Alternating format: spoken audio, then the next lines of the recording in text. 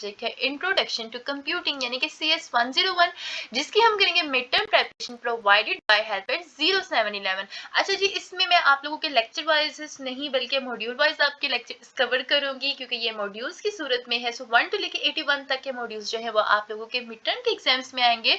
तो मैंने इसको एक तरतीब से लिए हैं, यानी कि पास्ट पेपर्स की MCQs के ऊपर भी मैंने वीडियो इसी चैनल पे अपलोड ऑलरेडी की हुई है, तो ये उस तरह की नहीं है, ये हैंडआउट्स में से है।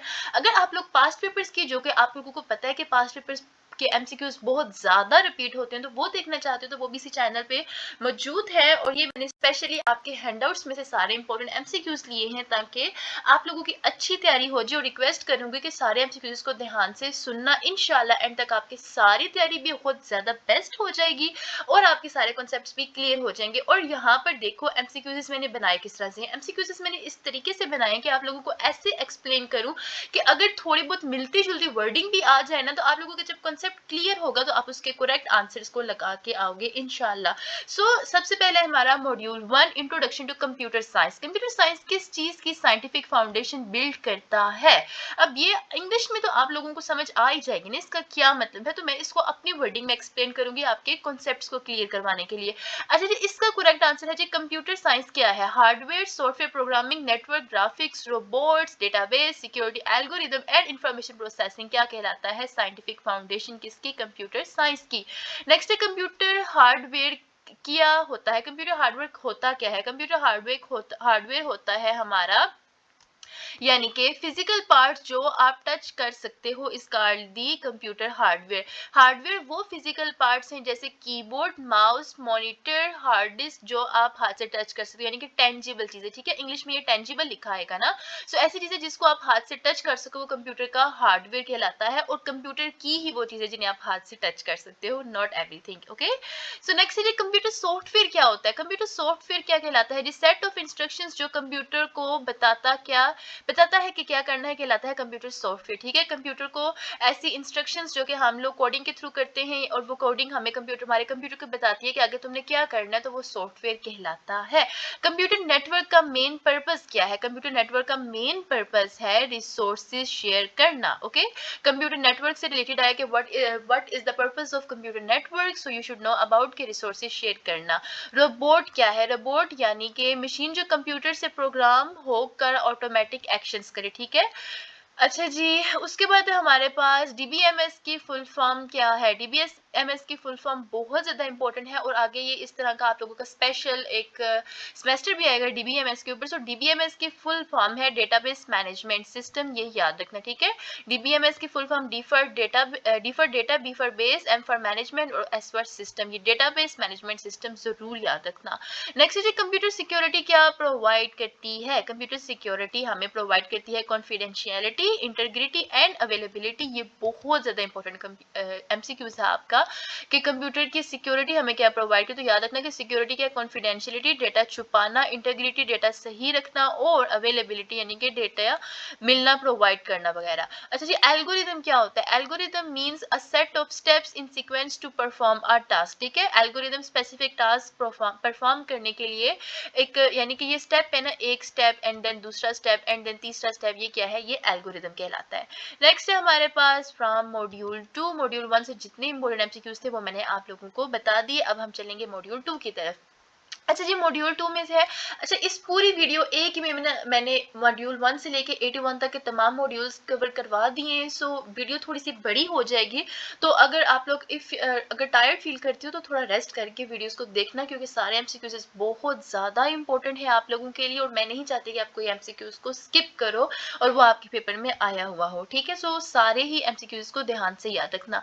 कंप्यूटर साइंस की एप्लीकेशन किस किस डोमेन में है। कंप्यूटर साइंस की एप्लीकेशन किस किस डोमेन में है। कंप्यूटर साइंस की application telecom, banks, hospital, software development, service industry, पाक आर्मी एंड फ्रीलांसिंग वगैरह में मौजूद है। CS की एप्लीकेशन ऑलमोस्ट हर डोमेन में है, जैसे टेलीकॉम, बैंक्स, हॉस्पिटल्स वगैरह, ये आपके हैंडआउट्स में मौजूद था।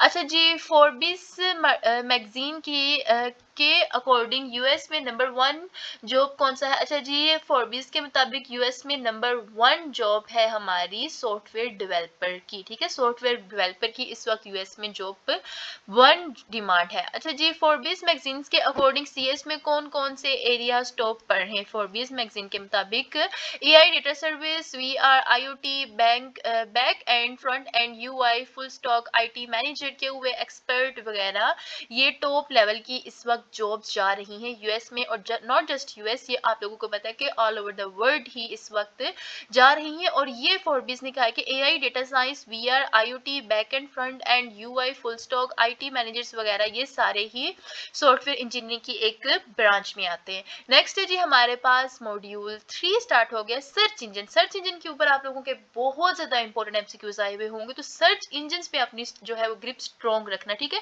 सर्च इंजन होते क्या है? याहू, बीइंग, गूगल, एमएसएन, ये सारे ही क्या है, सॉरी एमएसएन नहीं आता, ये ऊपर वाले 3 सारे ही सर्च इंजन है। याहू तो अब बहुत कम इस्तेमाल होता है, बीइंग, लेकिन गूगल जो है वो बहुत ज्यादा इस्तेमाल किया जाता था। तो सबसे ज्यादा मार्केट शेयर वाला सर्च इंजन कौन सा है? ऑफ कोर्स वो गूगल ही है। गूगल में क्यूरी क्या होती है? Set of words given to search engine for searching is called the Google query. अगर आपका सर दर्द कर रहा है तो गूगल पर क्या लिखना चाहिए? ऑफ कोर्स हेड हर्ट्स, ये आप लोग लिखोगे ना, हेडिश लिखोगे आप लोग। ठीक है, यानी कि एग्जैक्ट वर्ड होना चाहिए हेडिज। अच्छा जी, गूगल कैपिटल लेटर्स और स्मॉल लेटर्स में क्या फर्क करता है? गूगल कैपिटल और स्मॉल लेटर्स में क्या फर्क करता है, ये आप लोगों को पता होना चाहिए कि गूगल केस इंसेंसिटिव होता है। कंप्यूटर साइंस और कंप्यूटर साइंस सेम रिजल्ट्स देता है। ठीक है, यानी कि कोई फर्क इसमें आएगा ही, नो केस इंसेंसिटिव है। ठीक है, यानी कि अगर आप लोग एक वर्ड बड़ा लिखते हो, एक वर्ड छोटा लिख देते हो, लेकिन लिखा आपने कंप्यूटर ही है, कंप्यूटर के कुछ वर्ड बड़े कुछ छोटे लिख दिए थे, लेकिन जो आपका गूगल है वो उसको कंप्यूटर ही कंसीडर करेगा। अच्छा जी, मॉड्यूल नंबर 4 मैंने आप लोगों का स्टार्ट कर दिया है। विद इन 7 मिनट्स आप लोगों का मॉड्यूल 4 स्टार्ट हो गया है। अच्छा जी, सर्चिंग ट्रिक मॉड्यूल 4 पे था, सर्चिंग ट्रिक से रिलेटेड। गूगल पर वेदर कैसे चेक करेंगे? अच्छा, पहले 10 मॉड्यूल मुझे पता है बहुत से बेसिक हैं, बहुत ज्यादा, और यहाँ पे टिप देना चाहूंगी, कोई भी एमसीक्यू तुक्के से ना लगा के आना, सोच समझ के लगा के आना। मैंने इसी चैनल पे एक वीडियो अपलोड की हुई है स्पेशल आप लोगों के लिए, जिसमें मैं बताया कि किस तरह आप लोग वर्चुअल यूनिवर्सिटी में कुछ टिप्स एंड ट्रिक्स लगा के अपने तुक्के को भी करेक्ट करके आ सकते हो। तो वो वीडियो चैनल पे जाके जरूर देखना।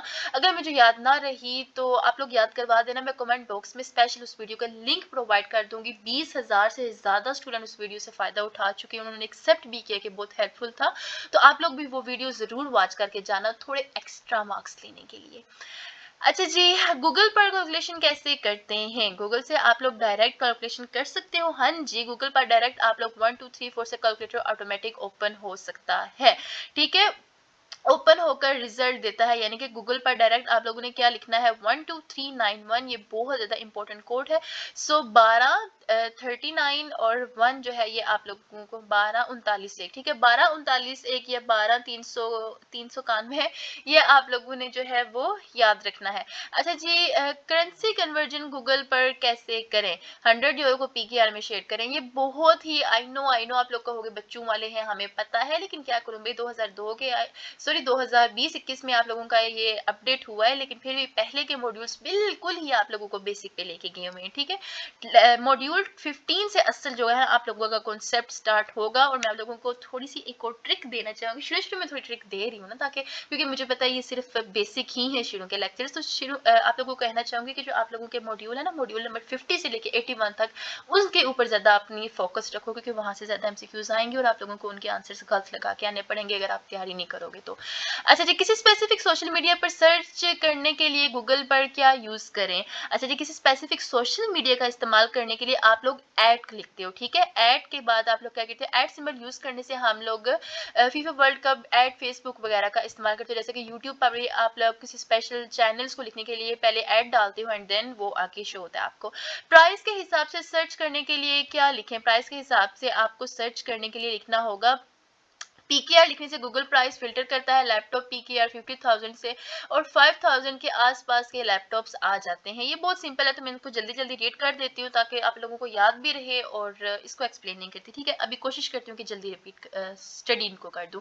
हैशटैग सर्च करने के लिए क्या यूज़ करें? हैशटैग सर्च करने के लिए ऑफकोर्स आप लोगों को हैश एजुकेशन ही लिखना होगा, हैश सिंबल यूज़ करनी होगी। अगर आप जुगाड़ सर्च करते हो और कार वाले रिजल्ट नहीं चाहिए तो क्या लिखेंगे? अच्छा जी, हम लोग एक्सप्लेनेशन में यानी कि माइनस सिंबल से वो वर्ड एग्जीक्यूट हो जाते हैं जुगाड़ माइनस कार से कार वाला रिजल्ट नहीं आएगा। एग्जैक्ट फ्रेजेस सर्च करने के लिए क्या करें? एग्जैक्ट फ्रेज सर्च करने के लिए आप लोगों को डबल क्योट्स में लिखना होता है। ठीक है, यानी कि आपने एग्जैक्ट कोई चीज ढूंढनी है तो उसको डबल क्योट्स में आप लोग लिखोगे तो आप लोगों का एग्जैक्ट आंसर आ जाएगा। सो फ्रेजेस को डबल कोट्स में लिखना चाहिए, डबल कोट्स से आप लोगों का एग्जैक्ट वर्ड आ जाएगा। अच्छा जी, अगर आपको कोई फ्रेज याद है लेकिन एक वर्ड नहीं पता तो क्या यूज करेंगे? यानी कि आप लोगों को फ्रेज सारा पता है, एक वर्ड ऐसा है जिसको यूज करने से आप लोगों का वो चीज कंप्लीट हो जाएगी, तो आप लोग ये स्टार सिंबल का इस्तेमाल करोगे, स्टैरिक इसको बोलते हैं। फ्लिप और कॉइन गूगल पर लिखने से क्या होता है? फ्लिप और कॉइन गूगल पर लिखने से कॉइन फ्लिप्स वैल्यूटेशन होता है। ठीक है, एक्सप्लेनेशन गूगल पर फ्लिप और कॉइन लिखने से वर्चुअल कॉइन फ्लिप होता है, यानी कि कॉइन हम लोग टास्क करते हैं तो ये लिखने से आप लोग गूगल पर कॉइन टास्क कर सकते हो। ठीक है, अच्छा जी, lecture number sorry module number हमारा 5 स्टार्ट हो रहा है। लेक्चर पढ़ा के तो मेरी जुबान पे लेक्चर आ रहा है, सॉरी फॉर दिस। अच्छा जी, मॉड्यूल नंबर 5 है जी सर्च ऑपरेटर। सर्च ऑपरेटर्स भी बहुत इंपॉर्टेंट है जी। Searching within a range of numbers on Google use which symbol. अच्छा जी, जब आप लोगों ने रेंज ऑफ नंबर्स सर्च करने हो गूगल के ऊपर तो आप लोग क्या करते हो? आप लोग टू डॉट्स का इस्तेमाल करते हो। टू डॉट्स के बीच रेंज लिखने से गूगल उस रेंज में रिजल्ट दिखाता है। जैसे लैपटॉप PKR 2000 दो डॉट्स आप लोग लिखोगे तो ये सिर्फ उसी रेंज के बीच बीच तक आप लोगों को शो करेगा। Boolean operator and on Google करता क्या है? अच्छा जी, बुलियन ऑपरेटर एंड जो है वो गूगल पे क्या करता है? ये बुलियन ऑपरेटर्स भी बहुत ज्यादा इंपॉर्टेंट है, इनको भी आगे आगे पढ़ाऊंगी ना तो उस पर आप लोगों को याद होता जाएगा। अच्छा जी, बुलियन ऑपरेटर्स में क्या है? कंप्यूटर एंड साइंस लिखने से वो पेजेस आते हैं जहां कंप्यूटर और साइंस दोनों वर्ड्स होते हैं, एंड लिखने से एंड ऑपरेटर है। बुलियन ऑपरेटर और ऑन गूगल पर लिखने से क्या होता है जी? अच्छा जी, आगे हम लोगों ने एंड लिखे है ना, और लिखने से क्या होता है? कंप्यूटर और साइंस लिखने से कंप्यूटर या साइंस कोई भी वर्ल्ड वाले पेजेस आ जाते हैं। क्यों? क्योंकि गूगल पे डायरेक्टली आप लोग है ना बुलियन ऑपरेटर्स को इस्तेमाल नहीं कर सकते, ये आप लोगों के कोडिंग में इस्तेमाल करते हैं। ठीक है, तो और वर्ड लिखने से आप लोगों को वो या कंसीडर करेगा। ठीक है, लेकिन जब आप इसको और वर्ड को कोडिंग में यूज करोगे तो वो डिफरेंट होगा, वो डिफरेंट अपना रिएक्शन देगा। अच्छा जी, किसी स्पेसिफिक वेबसाइट के अंदर सर्च करने के लिए कौन सा ऑपरेटर यूज होता है? किसी स्पेसिफिक वेबसाइट के लिए आप लोग करते हो साइट इस्तेमाल करते हो। ठीक है, वर्चुअल यूनिवर्सिटी साइट youtube.com। ठीक है, सो क्या है कि किसी स्पेसिफिक ऑपरेटर हम लोग उसमें साइट इस्तेमाल करते हैं। अच्छा जी, यूट्यूब जैसी सिमिलर वेबसाइट ढूंढने के लिए कौन सा ऑपरेटर यूज करें? यूट्यूब जैसी सिमिलर वेबसाइट इस्तेमाल करने के लिए आप लोगों को करना होगा रिलेटेड youtube.com लिखने से आप लोगों को रिलेटेड चीजें मिल जाएंगी। किसी वेबसाइट के बारे में इंफॉर्मेशन लेने के लिए कौन सा ऑपरेटर चाहिए? किसी वेबसाइट के बारे में इंफॉर्मेशन लेने के लिए आप लोगों को उन इन्फो लिखना होगा। सो ये बहुत आई नो बहुत बेसिक है, बहुत बेसिक है, लेकिन इसको जल्दी जल्दी थोड़ी मेरी यानी कि यूट्यूब से ही ना वो जो आप लोगों को ऑप्शन आता है सेटिंग का, आप थोड़ी वॉइस तेज कर सकते हो तो इसको वॉइस तेज करके बस जल्दी जल्दी सुन लो ताकि ये ना हो कि आप लोगों को कोई सिंपल वाला MCQs भी याद ना रहे, तो सारे ही याद रखना। तो इसको थोड़ा जल्दी याद सुन लो। बाकी के जो आप लोगों के जब मॉड्यूल स्टार्ट होगा 30 के बाद तो उसको आराम से फोकस से सुनना क्योंकि बहुत ज्यादा इंपॉर्टेंट है। अच्छा जी, सिर्फ PDF फाइल सर्च करने के लिए कौन सा ऑपरेटर यूज करेंगे? सिर्फ PDF इस्तेमाल करने से आप लोग फाइल टाइप .pdf या एग्जैक्ट PDF ही आप लोग लिख सकते हो। मॉड्यूल नंबर 7 से इंपोर्टेंट MCQs हैं आपके। स्टॉक मार्केट ट्रेंड दिखाने के लिए कौन सा ऑपरेटर चाहिए? आप लोगों को स्टॉक मार्केट ट्रेंड दिखाने के लिए आप लोगों को जस्ट स्टॉक ही लिखना होगा। किसी लोकेशन का मैप देखने के लिए कौन सा ऑपरेटर यूज करना होगा? ऑफ कोर्स आप लोग मैप लिखोगे तो वो आप लोगों को लोकेशन शो हो जाएगी। आप यहाँ पे कंफ्यूज ना हो जाना कि लोकेशन लोकेशन ही आप लोग मैप सर्च कर रहे हो। ठीक है, अच्छा जी, किसी मूवी के बारे में इंफॉर्मेशन लेने के लिए कौन सा ऑपरेटर आप लोग लिखोगे? किसी मूवी के इंफॉर्मेशन के लिए ऑफ कोर्स आप लोग मूवी ही लिखोगे। सो बेसिकली क्या है कि आप लोग डायरेक्ट कीवर्ड ही लिखोगे तो आप लोगों का करेक्ट आंसर आता जाएगा। गूगल पर TILT लिखने से क्या होता है? गूगल पर TILT टिल्ट लिखने से क्या होता है? टिल्ट लिखने और इलेगो IMT टिल्ट पर जाने से गूगल स्क्रीन के 360 डिग्री रोटेट किया जा सकता है या एक फनी ट्रिक है। ठीक है, ये एक फनी ट्रिक है, यानी कि गूगल स्क्रीन रोटेट हो जाती है 360 डिग्री पे। ये बहुत इंपॉर्टेंट एमसीक्यूज है, याद रखना कि गूगल पर टिल्ट लिखने से क्या होता है, गूगल स्क्रीन रोटेट हो जाती है 360 डिग्री पर। टिल्ट लिख के ना, तो अपने फोन पे जाके गूगल ओपन करो ना, टिल्ट लिख के देखो कि टिल्ट लिखने से क्या होता है। अच्छा जी, एमएच सर्च के लिए गूगल पर डेडिकेटेड लिंक क्या लिखना है कि अगर आप लोगों ने एमएच को सर्च करना तो आप लोग images.google.com जो है वो आप लोगों को पता होना चाहिए। google.com ये है, ये आप लोगों को नहीं लिखने, बस आप लोगों ने क्या लिखना है कि images डायरेक्ट वर्ड लिखना है, https://images.google.com, बस सिंपली आप लोग लिख लो। अच्छा जी, नेक्स्ट है हमारा module number 7 advance search operator. वो तो बेसिक थे ना, अब जरा एडवांस पे आए ना आप लोग। इनटाइटल ऑपरेटर क्या करता है, क्या आप लोगों को ये पता था? आगे तो बच्चों वाले एमसीक्यूज थे ना, अब जरा फोकस करें। इनटाइटल ऑपरेटर क्या करता है? इनटाइटल क्या करता है जी, सर्च टर्म को पेज के टाइटल में ढूंढता है। ठीक है, इनटाइटल्स क्या करते हैं, सर्च टर्म को पेज के टाइटल में ढूंढता है। इनटाइटल आईफोन विद एंड्रॉइड लिखने से सिर्फ वो पेजेस आते हैं जहां ये फ्रेजेस टाइटल पे लिखे होंगे। अच्छा जी, एल इनटाइटल ऑल इनटाइटल लिखने से क्या होगा, आगे हम लोग ने इन इनटाइटल बोला है ना, अब ऑल इनटाइटल से क्या होगा, ऑल इनटाइटल किसी भी वर्ड के टाइटल में ढूंढता है। ठीक है। अच्छा जी, इन यूरल ऑपरेटर क्या करता है? इन यूरल ऑपरेटर क्या करता है जी, इन यूरल ऑपरेटर टर्म को यूआरएल वेब एड्रेस में ढूंढता है। ठीक है, याद रखना, इन यूआरएल ऑपरेटर क्या करेगा, टर्म को यूआरएल वेब एड्रेस में ढूंढेगा। नेक्स्ट है जी, इंटेक्स्ट ऑपरेटर क्या करता है? इंटेक्स्ट ऑपरेटर से रिलेटेड याद रखना कि इंटेक्स्ट ऑपरेटर करेगा पेजेस को बॉडी में ढूंढता है, बॉडी के अंदर। ठीक है, इंटेक्स्ट क्या करेगा, यानी कि टेक्स्ट के अंदर, बॉडी के अंदर पेजेस को ढूंढेगा। अच्छा जी, प्रोक्सीमिटी सर्च के लिए अराउंड ऑपरेटर क्या करता है? प्रोक्सीमिटी सर्च के लिए अराउंड ऑपरेटर दो वर्ड्स को एन वर्ड्स के अंदर ढूंढता है। ठीक है, दो वर्ड्स को एन वर्ड्स के अंदर ढूंढता है, यानी कि एजुकेशन अराउंड यानी कि 3 लिखा है तो वर्चुअल यूनिवर्सिटी लिखने से दोनों वर्ड्स 3 वर्ड्स के अंदर होने चाहिए के पेजेस के अंदर, यानी कि पहले 3 वर्ड्स के अंदर होने चाहिए, पहले 3 वर्ड्स के अंदर। ओके। अच्छा जी, VAR लिखोगे तो वो ढूंढ लेगा उसको ही। अच्छा जी, कॉम्प्लेक्स क्यूरी साइट youtube.com इन यूआरएल https क्या ढूंढता है? तो इसमें क्या कि यानी कि ये ढूंढेगा यूट्यूब के उन पेजेस को जो सिक्योर नहीं है, तो ये इस यानी कि साइट youtube.com.in यूआरएल https तो इनसिक्योर पेजेस को ढूंढने लग जाएगा। अच्छा जी, what we should not search on internet, हमें इंटरनेट पे क्या सर्च नहीं करना चाहिए, इससे रिलेटेड बहुत ज्यादा आप लोगों के एमसीक्यूज आएंगे, तो याद रखना कि what we should not search on internet, आप आपकी सर्च क्यूरीज हिस्ट्री लोकेशन की बेसिस पर आप लोगों को सर्च नहीं करना चाहिए कि आपकी लोकेशन के रिलेटेड, यानी कि गूगल आपकी सर्च हिस्ट्री और लोकेशन देखता है, फिर उसके मुताबिक एड्स दिखाता है, तो अपने आसपास की चीजों से रिलेटेड आप लोगों को सर्च नहीं करना चाहिए कि यानी कि हाउ टू डू सुसाइड, यानी कि कोई धमाका वगैरह कैसा हो, तो ये ना हो कि आपके आसपास कहीं कोई धमाका हो जाए तो वो आप लोगों की सर्च हिस्ट्री पे गूगल शो कर सकता है। सो क्या है कि कोई भी नेगेटिव चीज आप लोगों को गूगल पे सर्च नहीं करनी चाहिए। सिक्योरिटी एजेंसीज लॉ इन्फोर्समेंट को क्या चीज अलर्ट कर सकती है, यानी कि sensitive term like pressure cooker bomb story search करना वगैरह क्या करता है सिक्योरिटी एजेंसीज लॉ इन्फोर्समेंट, यानी कि कुछ भी अनरिलेटेड यानी कि कुछ भी नेगेटिव जो खतरे की चीजें ना वो आप लोगों को गूगल पे सर्च नहीं करनी चाहिए, सिंपल ये याद रखना। तो आप इस तरह के एमसीक्यूज इसका करेक्ट आंसर लगा के आ जाओगे। फ्री म्यूजिक सर्च करने से क्या रिस्क हो सकता है, अगर आप लोग यूट्यूब पे गूगल पे सर्च करते हो फ्री म्यूजिक, तो क्या होगा, वो वायरस आपके कंप्यूटर में आ सकता है। सो कभी भी गूगल पे जाके फ्री म्यूजिक वर्ड सर्च ना करना। देखो कितनी आप लोगों को इंफॉर्मेशन मिल रही है।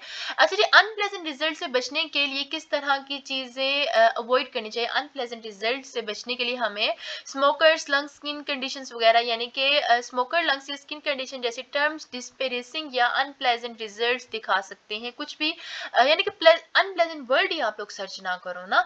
आपको अपनी पर्सनल इंफॉर्मेशन जैसे ईमेल नेम लोकेशन क्यों नहीं सर्च करनी चाहिए? आप लोगों को अपनी ईमेल गूगल पे नहीं सर्च करनी चाहिए, आप लोगों को अपना नेम या लोकेशन सर्च नहीं करनी चाहिए। इससे क्या होता है कि अपनी पर्सनल इन्फो सर्च करने से गूगल आपको टारगेटेड एड्स दिखा सकता है।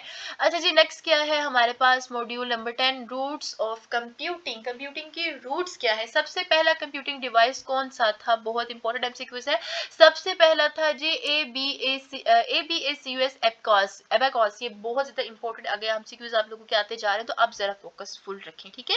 सबसे पहला कंप्यूटिंग डिवाइस कौन सा था? ABACUS एबाकॉस। नेक्स्ट है जी हमारे पास एबाकस किस तरह काम करता था? ये क्या करता था? बिट्स रोड्स पर मूव होते थे, उनकी पोजीशन से कैलकुलेशंस होती थी, ठीक है। बिट्स को रोड्स पर मूव करता था। अच्छा जी, चार्ल्स बैगेज बैब बैगेज किस लिए फेमस है? ये इसलिए फेमस है क्योंकि इसमें कॉम्प्लेक्स गियर ड्रिवन मशीन्स बनाने के लिए जो पेपर पर प्रिंट करना था, वो इसलिए पेपर प्रिंट करता है, इसलिए फेमस है। अच्छा जी, पंच कार्ड्स का पंच कार्ड्स के रिलेटेड क्या है जी? किस तरीके से आप लोग इस पे सर्च कर सकते हो, इससे रिलेटेड क्या करेक्ट आंसर है? सो हेयरमैन हेलोरिथ ने पंच कार्ड्स के कॉन्सेप्ट लगाया 1890s में, यानी कि यूएस सेंसिस में। इससे आईबीएम बनाना, ठीक, आईबीएम बना। ये आप लोगों का जो बेसिकली एक्सप्लेनेशन है, इसको जरा याद रख लेना। अच्छा जी, पंच कार्ड किस लिए यूज होते हैं? पंच कार्ड इस्तेमाल होते हैं कंप्यूटर्स का डेटा देने के लिए, ठीक है। 1970 तक ऐसा हुआ था, उसके बाद पंच कार्ड यूज होना बंद हो गए थे। उसके बाद जी ANIAC की फुल फॉर्म क्या है? Most important MCQs. ANIAC की फुल फॉर्म याद रखना। ANIC means electronic numerical integrated और कैलकुलेटर। इंपोर्टेंट एमसीक्यूज है ये आप लोगों का। ANIAC में कितने वैक्यूम ट्यूब्स थे? ANIAC में टोटल 20,000 वैक्यूम ट्यूब्स मौजूद थे। ANIAC के वेट कितना था? ANIAC का वेट था जी हमारे पास 30 टॉन्स, ठीक है। ये भी बहुत ज्यादा इंपॉर्टेंट एमसीक्यूज था। उसके बाद ANIAC ने कितनी इलेक्ट्रिसिटी कंज्यूम की थी? ANIAC ने टोटल 200 किलोवाट की इलेक्ट्रिसिटी कंज्यूम की थी। उसके बाद ट्रांजिस्टर और इंटीग्रेटेड सर्किट्स के आने से क्या हुआ? ट्रांजिस्टर और इंटीग्रेटेड सर्किट्स के आने से कंप्यूटर के साइज कम हो गया और स्पीड जो थी वो बढ़ गई थी। किससे? ट्रांजिस्टर और इंटीग्रेटेड सर्किट्स आने के बाद। अच्छा जी, पहला डेस्कटॉप कंप्यूटर किसने बनाया था? पहला डेस्कटॉप कंप्यूटर स्टीव जॉब्स और स्टेफन वोजनेक ने बनाया था। ये आप लोगों का बहुत ज्यादा इंपॉर्टेंट एमसीक्यू है, याद रखना। पहला डेस्कटॉप कंप्यूटर किसने बनाया था? उसके बाद IBM ने अपना पहला पीसी कब लॉन्च किया था? IBM ने अपना पहला पीसी 1981 में लॉन्च किया था। मॉड्यूल नंबर 11 से 15 है जी हमारे पास मॉड्यूल। आगे आप लोगों के बिट्स के ऊपर इंपॉर्टेंट एमसीक्यूज मॉड्यूल है जी। बिट से रिलेटेड जाते हैं। बिट का फुल फॉर्म क्या होता है? बिट की फुल फॉर्म है जी बाइनरी डिजिटल। ये इंपॉर्टेंट एमसीक्यूज है कि बिट की फुल फॉर्म बताइए, तो बाइनरी डिजिटल, ये binary digit, sorry, binary digit क्या है? बिट की full form. Bit is stands for binary digit. अच्छा जी, एक बिट में कितनी वैल्यूज आ सकती हैं? एक बिट के अंदर जो है जीरो या एक value eight a time, zero या एक वैल्यू आती है, 2 3 4 5 नहीं होती, 0 या 1 याद रखना। ये आप लोगों के अब इंपॉर्टेंट एमसीक्यूज आ रही है, सो फोकस अपना अब असल वाला बनाए, ठीक है। अच्छा जी, एक बाइट कितने बाइट्स के बराबर होता है? एक बिट जो है वो कितने बिट के बराबर होती है? एक बिट टोटल 8 बिट्स के बराबर होती है। So 1 byte is equal to 8 bit, ठीक है। ये बहुत ज्यादा, लिटरली बहुत ज्यादा इंपॉर्टेंट एमसीक्यूज और रिपीटेड है, याद रखना। 1 byte equals to 8 bits, 1 byte equals to 8 bits. 1 kilobyte कितने बाइट्स के बराबर होता है? अब 1 किलो बाइट्स कितने बाइट्स के बराबर होते हैं? So 1 kilobytes equals to 1024 bytes. जब मेरा CS 101 का एग्जाम हुआ था तो ये वाला एमसीक्यूज आया था, तो मैंने इसको 1024 से याद रखा था। तो आप लोग भी याद रखना, क्योंकि मुझे अपनी बार का याद आ गया, मेरे में ये आया था। याद रखना 1 किलो बाइट कितने बाइट्स के बराबर होता है? 1024 बाइट्स के। अच्छा जी, 1 मेगा बाइट कितने के? आगे किलो की थी ना, अब मेगा याद रखना। किलो जो थी वो 1024 की थी। अब अगर हम 1 मेगा बाइट्स की भी बात करें तो वो भी 1024 KB से ही मल्टीप्लाई होगा। अच्छा जी, 1 गीगाबाइट, 1 गीगाबाइट कितनी होगी? 1 गीगाबाइट से जी 1024। तो सारा ही क्या है कि आप लोगों ने क्या करना है, हर जगह 1024 ही होगा। सो गीगा मेगा वगैरह बनाने के लिए ना आप लोगों को उसको 1 से मल्टीप्लाई करते जाओगे, यानी कि एक्सप्लेनेशन क्या है, 1 GB is equal to 1024, storage units की सीक्वेंस 8 बिट्स होगा। सो 1 बाइट फिर 1024 से मल्टीप्लाई होगा, ठीक है। यानी कि गीगा मेगा बनाने के लिए आप उसको उस चीज से मल्टीप्लाई करते जाओगे, लेकिन होगा क्या, 1024 ही इन दी एंड रिजल्ट आएगा। सो बेसिकली 1024 आप लोग अभी से अपने दिमाग में ये चीज याद रख लो।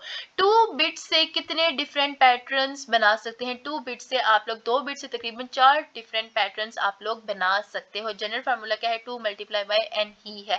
अच्छा 8 बिट्स 1 बाइट से कितने डिफरेंट पैटर्न्स बना सकते हैं? सो 8 बिट से 256 पैटर्न्स बनते हैं, क्योंकि 8 को हम लोग जब एक्सपोनेंट 8 करेंगे, 2 को जब हम एक्सपोनेंट 8 करेंगे तो हमारे पास 256 आएगा, ठीक है। ये 2 multiply by 2 and then 2 multiply by 2, इसको 8 दफा आप लोग लिखोगे। सो 2 2 जार 4, 4 2 जार 8। सो इस तरह आप लोगों ने 2 को जब लिखोगे 8 दफा तो 256 आएगा। सो याद रखना कि आप लोगों को क्या करना होगा, अगर इस तरह का आंसर, तो अगर 8 बिट्स है ना तो 2 को 8 से मल्टीप्लाई कर देना, इस तरीके वाला एक्सपोनेंट लेने, ठीक है।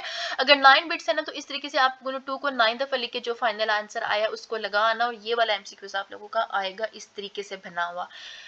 कॉन्सेप्ट क्लियर हो जाए ना आप लोगों की तो आप लोग correct answer he of course लगा के आओगे। अच्छा जी, n बिट्स से कितने पैटर्न्स बना सकते हैं? n बिट्स से आप लोग तकरीबन 2 मल्टीप्लाई n बना सकते हो। It's too simple. अच्छा, एस्काई कोड में कैरेक्टर ए को कौन सा डेसिमल नंबर दिया गया है? सो एस्काई में जो कैरेक्टर ए है उसको 65 दिया गया है, उसके बाद 66 बी का होगा, 67 जो है वो सी का होगा। सो याद रखना कि कैपिटल लेटर्स जो ए है ना वो एस्काई में स्टार्ट हुआ था 65 से, ठीक है। अब अगर आप लोगों को CDEFGHI बोला गया ना तो वो 65 से आगे आगे जाते जाना, आप लोग करेक्ट आंसर लगा के आ जाओगे। सो बेसिकली याद रखना कि एस का स्टार्ट कब से हो रही है? ए 65, अगर बी है तो वो 66 है, अगर सी है तो वो 67 होगा। सो इस तरीके से आप लोगों ने एंड तक चले जाना है, तो ये 65 से लेकर 97 तक होगा, ठीक है। सो 97 क्या है? जी, और 65 क्या है? ए, और बीच में जो सारे डिजिट्स आते जाएंगे। होप सो समझ के हो गए। देखो कॉन्सेप्ट्स क्लियर हो रहे हैं ना। अब जब आपके कॉन्सेप्ट्स क्लियर है तो एमसीक्यूज जैसा मर्जी ट्रिकी बन के आ जाए, आपको पता है भी पूछा गया तो आप लोग करेक्ट आंसर ही लगा के आओगे। अच्छा जी, नेक्स्ट डेसिमल नंबर 65 का 8 बिट बाइनरी पैटर्न क्या होगा? तो आप लोगों को आप लोगों ने सिंपली क्या करना है, 65 में क्या है कि 65 प्लस 1 64 की पोजीशन 7 है, तो 2 एक्सपोनेंट 6 आप लोग लिखोगे और 1 की पोजीशन 0 है, तो 2 एक्सपोनेंट 0 से ही आप लोगों का ये करेक्ट आंसर आएगा। तो सिंपली आप लोगों ने इस तरीके से एक्सप्लेनेशन करनी होगी, ठीक है। 65 है, आपने क्या करना है कि 64 लिख के प्लस 1 लिखना है, ठीक है। तो 64 की पोजीशन 7 है, 64 की पोजीशन 7 होगी आप लोगों के पास, यानी कि 6 में 1 प्लस करेंगे तो ये 7 होगा। सो 2 का आप एक्सपोनेंट 6 लेंगे हम लोग तो 1 की पोजीशन 0 हो जाएगी। ये आप लोग जब कैलकुलेटर पे इस तरीके से इसको लिखोगे 2 एक्सपोनेंट 6 तो आप लोगों के पास सिंपली ये वाला आंसर आ जाएगा। डेसिमल नंबर्स 2 का 8 बिट बाइनरी पैटर्न क्या है? अच्छा जी, ये अगेन आप लोगों ने क्या करना होगा, डेसिमल 2 है तो उसको 2 exponent 1, basically simply 2 exponent 1 calculator पे ओपन करोगे ना, ये वाला सिंबल बना होगा ना, तो उसको 1 से मल्टीप्लाई कर देना तो आप लोगों का आंसर आ जाएगा। It's too simple, so simple, ठीक है।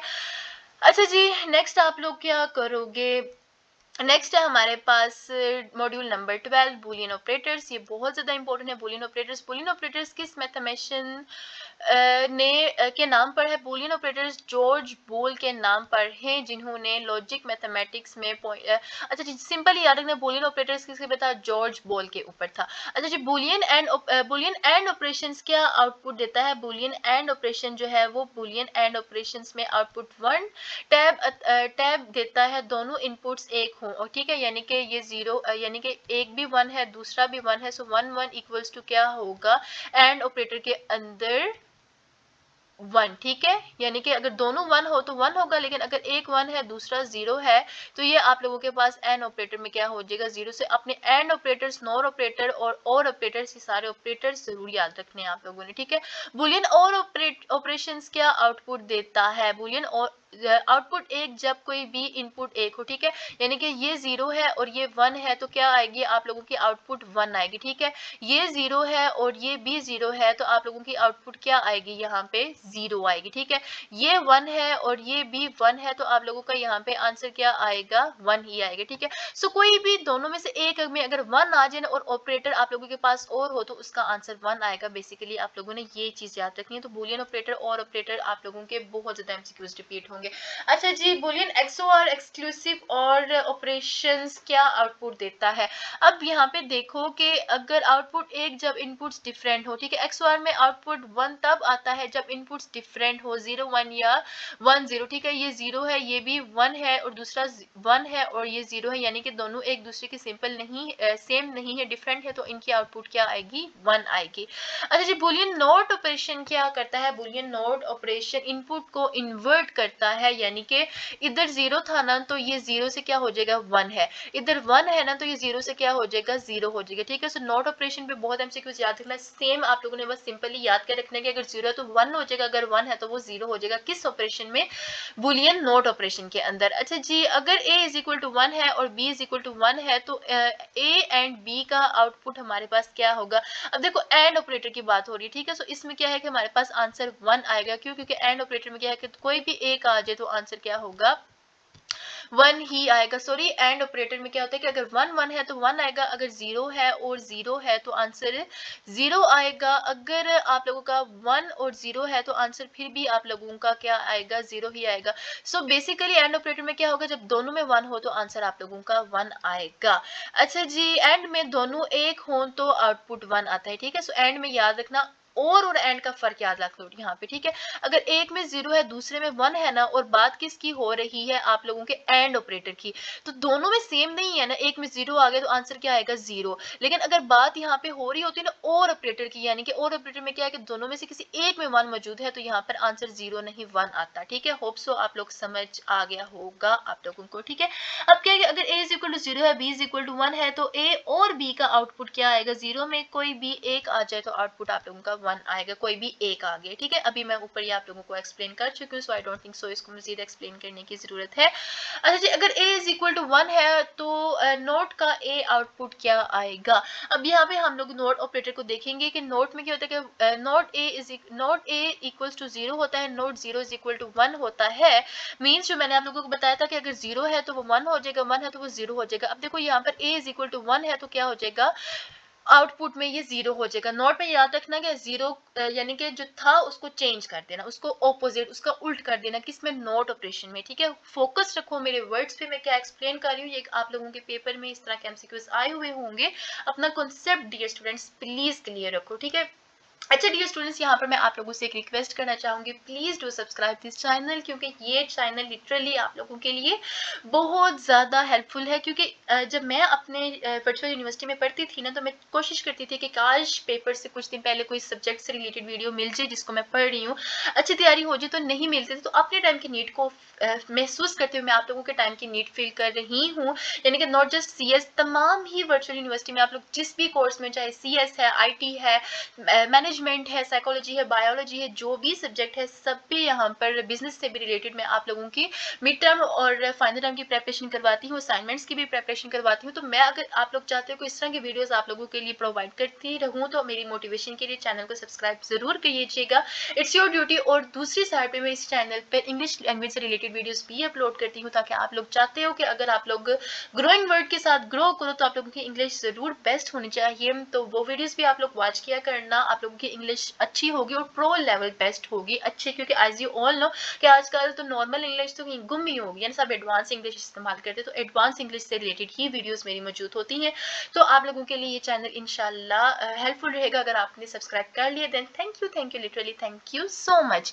अच्छा जी, मॉड्यूल नंबर 13 स्टार्ट करूंगी। 32 मिनट्स हो गए हैं, बहुत लॉन्ग वीडियो मेरी ये बन जाएगी।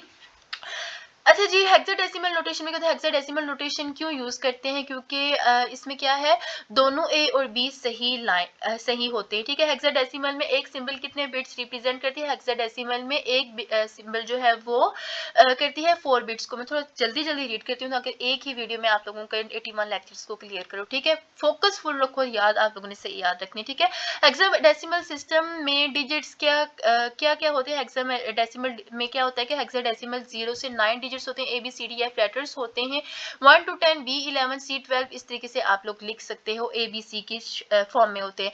बाइनरी पैटर्न 110 हेक्साडेसिमल में क्या लिखेगा? अच्छा जी, अगर 1110 है तो क्या होगा? 8 + 4 + 2 = 0, यानी कि 14 डेसिमल जो हेक्साडेसिमल E है। अच्छा, बाइनरी पैटर्न 1010 हेक्साडेसिमल में क्या है?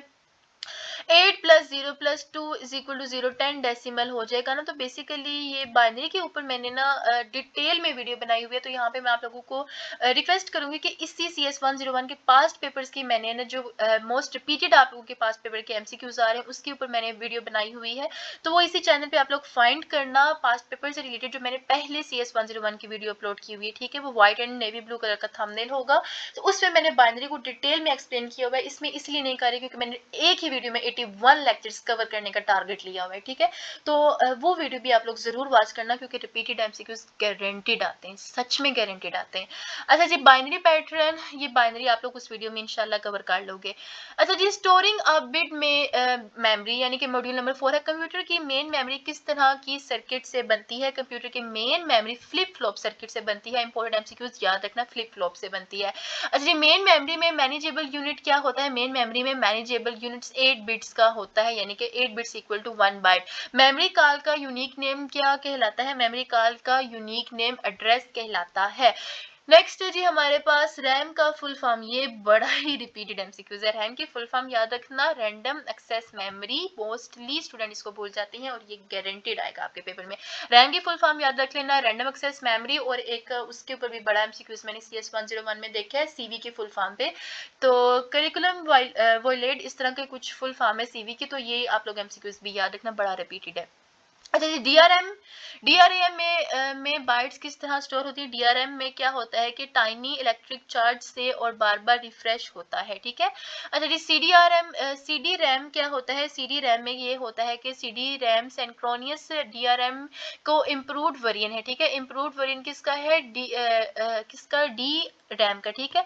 डी रैम का एसडी रैम जो है वो एक इम्प्रूव्ड वेरिएंट है। Synchronous D RAM memory retrieval time काम करने के लिए होता है। अच्छा जी, मॉड्यूल नंबर 15 है जी magnetic system. Math storage secondary storage के क्या एडवांटेजेस है मेमोरी से ज्यादा, यानी कि मैथ स्टोरेज में होता क्या है, ऑल ऑफ द अबव, यानी कि लेस वोलेटिलिटी होती है, लार्ज स्टोरेज कैपेसिटी होती है, लो कास्ट होती है, रिमूवेबल मीडियम हो सकता है। सो इसमें मैथ स्टोरेज में सारा कुछ इंक्लूड होता है। मैग्नेटिक डिस्क में रीड राइट हेड्स जो सर्किट ट्रांसफर करते हैं यूज करने के लिए क्या होता है जी के मैग्नेटिक डिस्क है। क्या डिस्क पर रीड राइट हेड्स जो सर्कल्स बनाते हैं उसे ट्रैक कहते हैं, ठीक है। सो ट्रैक याद रखना, ट्रैक यानी कि जो सर्कल्स बनते हैं उसको हम लोग ट्रैक कहते हैं। ट्रैक को फर्दर किस में डिवाइड किया गया है। ट्रैक को फर्दर आप लोग डिवाइड करते हो सेक्टर्स के अंदर, ठीक है। याद रखना, ट्रैक्स जो है फर्दर सेक्टर्स में होते हैं। हर ट्रैक एक इक्वल सेक्टर्स में डिवाइड किया जाता है। हर सेक्टर टिपिकली 512 बाइट्स क्या होता है, ये 512 बाइट्स याद रखना, ठीक है। हर ट्रैक कितने पे होता है, 512। ये 512 वर्ड याद रखना, ट्रैक से रिलेटेड। अच्छा जी, सीक टाइम क्या होता है। सीक टाइम जी, यानी कि सीक टाइम वो टाइम होता है जो हेड को एक ट्रैक से दूसरे ट्रैक पर लेके जाता है, वो सीक टाइम कहलाता है। अच्छा जी, रोटेशन डिले क्या होता है। रोटेशन डिले वो टाइम है जब हेड ट्रैक पर आ जाता है और यानी कि सिंपली बता देती हूँ, डिजायर्ड डेटा के हेड के पास आने का एवरेज टाइम क्या कहलाता है, रोटेशन डिले। एक्सेस टाइम का फार्मूला क्या होता है। एक्सेस टाइम का फार्मूला है जी हमारे पास seek time plus rotation delay is equal to access time. ये बड़ा इंपॉर्टेंट एमसीक्यूज है। ट्रांसफर रेट क्या होता है। ट्रांसफर रेट याद रखना जी, ट्रांसफर रेट जिस पर डेटा डिस्क से ट्रांसफर होता है, ठीक है। डेटा डिस्क के ऊपर से ट्रांसफर हो रहा है तो वो ट्रांसफर रेट कहलाता है। जून बाइट रिकॉर्डिंग में क्या होता है जी, जून बाइट रिकॉर्डिंग के अंदर जी एडजेसेंट ट्रैक जोन फॉर्म करते हैं और हर जोन में ट्रैक का सेम नंबर सेक्टर्स होते हैं। अच्छा जी, optical system because which of the following is an example of optical mass storage system। optical mass storage system के एग्जाम्पल में आप लोगों के पास आती है CD, DVD, blu raise disc वगैरह, ये सारी कुछ क्या है, ऑप्टिकल मैस की स्टोरेज सिस्टम है। What is the diameter of a standard compact disc CD, यानी कि स्टैंडर्ड कॉम्पैक्ट डिस्क सीडी की मैक्सिमम डायमीटर कितना होता है, तो वो होता है तकरीबन 12 सेंटीमीटर, ठीक है। स्टैंडर्ड सीडी का डायमीटर 12 सेंटीमीटर होता है। On a CD data stored on which type of track. CD के डेटा कौन से ट्रैक किस तरह के टाइप ट्रैक में स्टोर होता है, तो वो होता है single track spiral from inside to outside. How does a CD reader retrieve data from a CD, तो सीडी जो है वो किस तरह सीडी रीडर किस तरह डेटा को रिट्राइव कर सकता है सीडी से, तो वो कर सकता है laser that detects irregulations on effective surface, ठीक है। सीडी रीडर्स लेजर यूज करता है सीडी की रिफ्लेक्टिव सरफेस पर इरेगुलरिटीज डिटेक्ट करता है, ठीक है। Which system is faster for data retrieval, data retrieval के लिए कौन सा सिस्टम फास्टर है, मैग्नेटिक या ऑप्टिकल, तो यानी कि मैग्नेटिक जो है वो फास्टर है ऑप्टिकल की निस्बत। उसके बाद जी what is it typical storage capacity of a CD, CD की टिपिकल जो स्टोरेज कैपेसिटी है वो कितनी होती है, वो होती है आपके पास 600 to 700 MB। ये भी बहुत इंपॉर्टेंट एमसीक्यूज है। उसके बाद DVDs have more capital than CDs because they have, DVD के पास ज्यादा कैपिटल कैपेसिटी होती है सीडीज की निस्बत, क्योंकि डीवीडीज क्या करती है, ये मल्टीपल सेमी ट्रांसपेरेंट लेयर्स इसके अंदर मौजूद होती हैं। ब्लूरेज डिस्क जो डीबीएस होती हैं वो किस तरह का कलर स्पेक्ट्रम लाइट इस्तेमाल करती हैं, वो करती हैं ब्लू वॉयलेट, ठीक है। DVDs blue violet spectrum of light use करती हैं। How much more capacity do blue raise disc provide compare to DVDs, तो डीवीडीज की निस्बत ये टोटल कितनी करती हैं, 5 टाइम्स प्रोवाइड करती हैं, ठीक है। डीबीज डीवीडीज से 5 टाइम्स ज्यादा कैपेसिटी प्रोवाइड करती हैं। फ्लैश ड्राइव मॉड्यूल नंबर 17 है। What is the main issue with magnetic and optical systems. अच्छा जी, मैग्नेटिक और ऑप्टिकल सिस्टम्स के साथ मेन इशू क्या था, यानी कि फिजिकल मोशन रिक्वायर्ड होती है, moving heads and aiming lasers वगैरह। In flash drive technology how our bits are stored, यानी कि फ्लैश ड्राइव टेक्नोलॉजी के अंदर हमारी बिट्स किस तरह स्टोर होती हैं, ये होती है electronic trapped in tiny chamber of silicon dioxide की तरह, ठीक है। What is the disadvantages of repeated erasing on flash drivers. Repeated erasing flash driver के ऊपर करने से क्या होता है कि स्लोली डैमेज कर देता है सिलिकॉन डाइऑक्साइड चैम्बर्स को। Flash drives are not suitable for which purpose, flash drives जो है वो किस तरह के पर्पस के लिए सूटेबल नहीं होती, वो नहीं होती मेन मेमोरी रिप्लेसमेंट के लिए। व्हाट आर एसएसडीज, एसएसडीज की फुल फॉर्म याद रख लें, solid state disk. Solid state disk की ये होती क्या है, ये होती है लार्ज फ्लैश मेमोरी डिवाइसेस जो कि डिजाइन की जाती है रिप्लेस करके मैग्नेटिक डिस्क को, ठीक है। मैग्नेटिक डिस्क को रिप्लेस कर लार्ज फ्लैश मेमोरीज बनाएगी जो कि कहलाती है एसएसडीज। अच्छा, मैं थोड़ा I know Tej Tej read कर रही हूँ क्योंकि मेरा टारगेट है कि मैंने एक ही वीडियो में आप लोगों के 81 मॉड्यूल से ऑल इंपॉर्टेंट हैंडआउट्स के एमसीक्यूज प्रोवाइड करने हैं, ठीक है। सो फुल फोकस रखो इंशाल्लाह साइंटिफिक मेथड के अकॉर्डिंग। अगर आप सारे ही एमसीक्यूज को एक दफा ध्यान से सुन के पेपर से पहले जाओगे ना, तो आप लोग 99% उसके करेक्ट आंसर लगा के आओगे, ठीक है। सो बेसिकली आप लोगों का यहाँ पर रिक्वायर्ड क्या है, आप लोगों का फोकस, आप लोगों की कंसंट्रेशन। मैं रीड करती जा रही हूँ, एक नज़र सारे एमसीक्यूज 81 मॉड्यूल तक अपनी नज़र से देख के चले जाओ क्योंकि चॉइस बहुत कम है CS 101 के पेपर में। अच्छा जी, what is the advantages of SSDs over magnetic system. अच्छा जी, एसएसडीज के मैग्नेटिक सिस्टम के ऊपर क्या एडवांटेजेस है, ये क्या है, क्वाइट ऑपरेशंस होती है और इसकी लो एक्सेस टाइम होता है एसएसडीज का। What does SDHC stands for, SDHD stands for, याद रखना, SDH for S for secure, D for digital, H for high, C for capacity, ठीक है। सो याद रखना, secure digital high capacity is called for SDHC। अच्छा जी, which SD card type में exist 1 TB terabyte storage, तो कौन सी जो SD कार्ड है वो एक्सीड कर सकते हैं 1 TB से, तो वो होती है CDXC। मॉड्यूल 18 मैंने स्टार्ट किया representing text. How many bits are normally used to represent each character in text, तो यानी कि हर कैरेक्टर को टेक्स्ट के अंदर रिप्रेजेंट करने के लिए आप लोग कितनी बिट्स का इस्तेमाल करते हैं, तो नॉर्मली हम लोग 8 बिट्स का ही इस्तेमाल करते हैं, यानी कि 1 byte. What does ASCII stands for, ये बहुत ज्यादा रिपीटेड एमसीक्यूज है और बहुत ज्यादा इंपॉर्टेंट एमसीक्यूज। तो ASCII stands for American standard code for information interchange, ठीक है, ये याद रखना है, American standard code for information interchange. ASCII का फुल फॉर्म क्या है, American standard code for information interchange, ठीक है। इंटरचेंज वर्ड याद रखना, अमेरिकन स्टैंडर्ड याद रखना, ठीक है, standard code for information interchange. इसको 2-3 दफा मैंने इसलिए रीड किया क्योंकि मैंने बहुत ज्यादा रिपीटेड देखा है। How many characters can ASCII represent, ASCII जो है वो कितने कैरेक्टर्स को रिप्रेजेंट कर सकता है, तो वो टोटल 128 कैरेक्टर्स को रिप्रेजेंट कर सकता है, सिंपली 2 एक्सपोनेंट 7। अच्छा जी, what is the limitation of ASCII codes, ASCII codes की लिमिटेशन कितनी है, only 128 characters, not enough for all languages, ये तमाम लैंग्वेजेस के लिए इनफ नहीं होता। व्हाट इज यूनिकोड, ये बहुत ज्यादा रिपीटेड एमसीक्यू है। यूनिकोड क्या होता है, यूनिकोड होता है जी international standard using 21 bit patterns जो कि सपोर्ट करते हैं 1000 ऑफ कैरेक्टर सेट्स को, ठीक है। एसकाई के बाद यूनिकोड प्रोवाइड किया गया था। अच्छा, UTF-8 can represent how many unique symbols, UTF-8 जो है वो कितने यूनिक सिंबल्स को रिप्रेजेंट कर सकता है, UTF-8 जो है वो तकरीबन 16,777,216 यानी कि 2 एक्सपोनेंट 24 इतने टाइम स्टोर कर सकता है। ये बड़ा ही इंपॉर्टेंट और रिपीटेड एमसीक्यूज है। मॉड्यूल नंबर 19 मैंने स्टार्ट किया representing numeric values with n bits, how many numeric values can be represent. अच्छा जी, n बिट्स के साथ आप कितनी न्यूमेरिक वैल्यू को रिप्रेजेंट कर सकते हैं, simply 2 exponent n। If we have 16 bits, अगर हमारे पास 16 बिट्स है, how many numeric values can represent, तो 16 बिट्स से हम लोग सिंपली 2 एक्सपोनेंट 16 करेंगे तो हमारे पास आंसर आ जाएगा, ठीक है। सो इस तरह के क्वेश्चंस में याद रखना, कैलकुलेटर ओपन करना, 2 टू एक्सपोनेंट जो भी रकम दी गई उसके साथ लिख देना और आपके पास आंसर आ जाएगा। ये सिंबल आप लोगों को कैलकुलेटर के ऊपर मिल जाएगी। इस तरह के एमसीक्यूज इसको सॉल्व करना बहुत आसान है, बस तरीका आना चाहिए। बाइनरी नोटेशन यूजेस विच डिजिट्स, बाइनरी नोटेशन कौन से डिजिट्स को यूज करती है? तो बाइनरी डिजिट सिर्फ 0 to 1 का इस्तेमाल करती है, ठीक है। सो 0 to 1 की लैंग्वेज याद रखना। Which representation is used for storing whole numbers, अच्छा जी कौन सी रिप्रेजेंटेशन जो है वो इस्तेमाल की जाती है होल नंबर को स्टोर करने के लिए? तो वो टूज कॉम्प्लीमेंट का इस्तेमाल किया जाता है, ठीक है। Two's complements whole number store करने के लिए यूज होता है। Which representation is used for storing fractional number, अच्छा हम लोग क्या कर रहे थे कि हम लोग ऊपर क्या है कि हम लोगों ने होल नंबर्स को स्टोर करने, तो हम लोग करेंगे टूज कॉम्प्लीमेंट को। लेकिन अगर हम लोगों ने फ्रैक्शनल नंबर्स का स्टोर करना है तो उसके लिए हम लोग इस्तेमाल करते हैं फ्लोटिंग पॉइंट नोटेशन। ये बड़ा इंपॉर्टेंट एमसीक्यूज है। अभी सारे ही आगे बहुत इंपॉर्टेंट आते आ रहे हैं। पहले मैं आप लोगों से मजाक में फन में चल रही थी, लेकिन अब सारे ही याद करने वाले, तो फोकस अपना जरा ध्यान से रखें, ठीक है।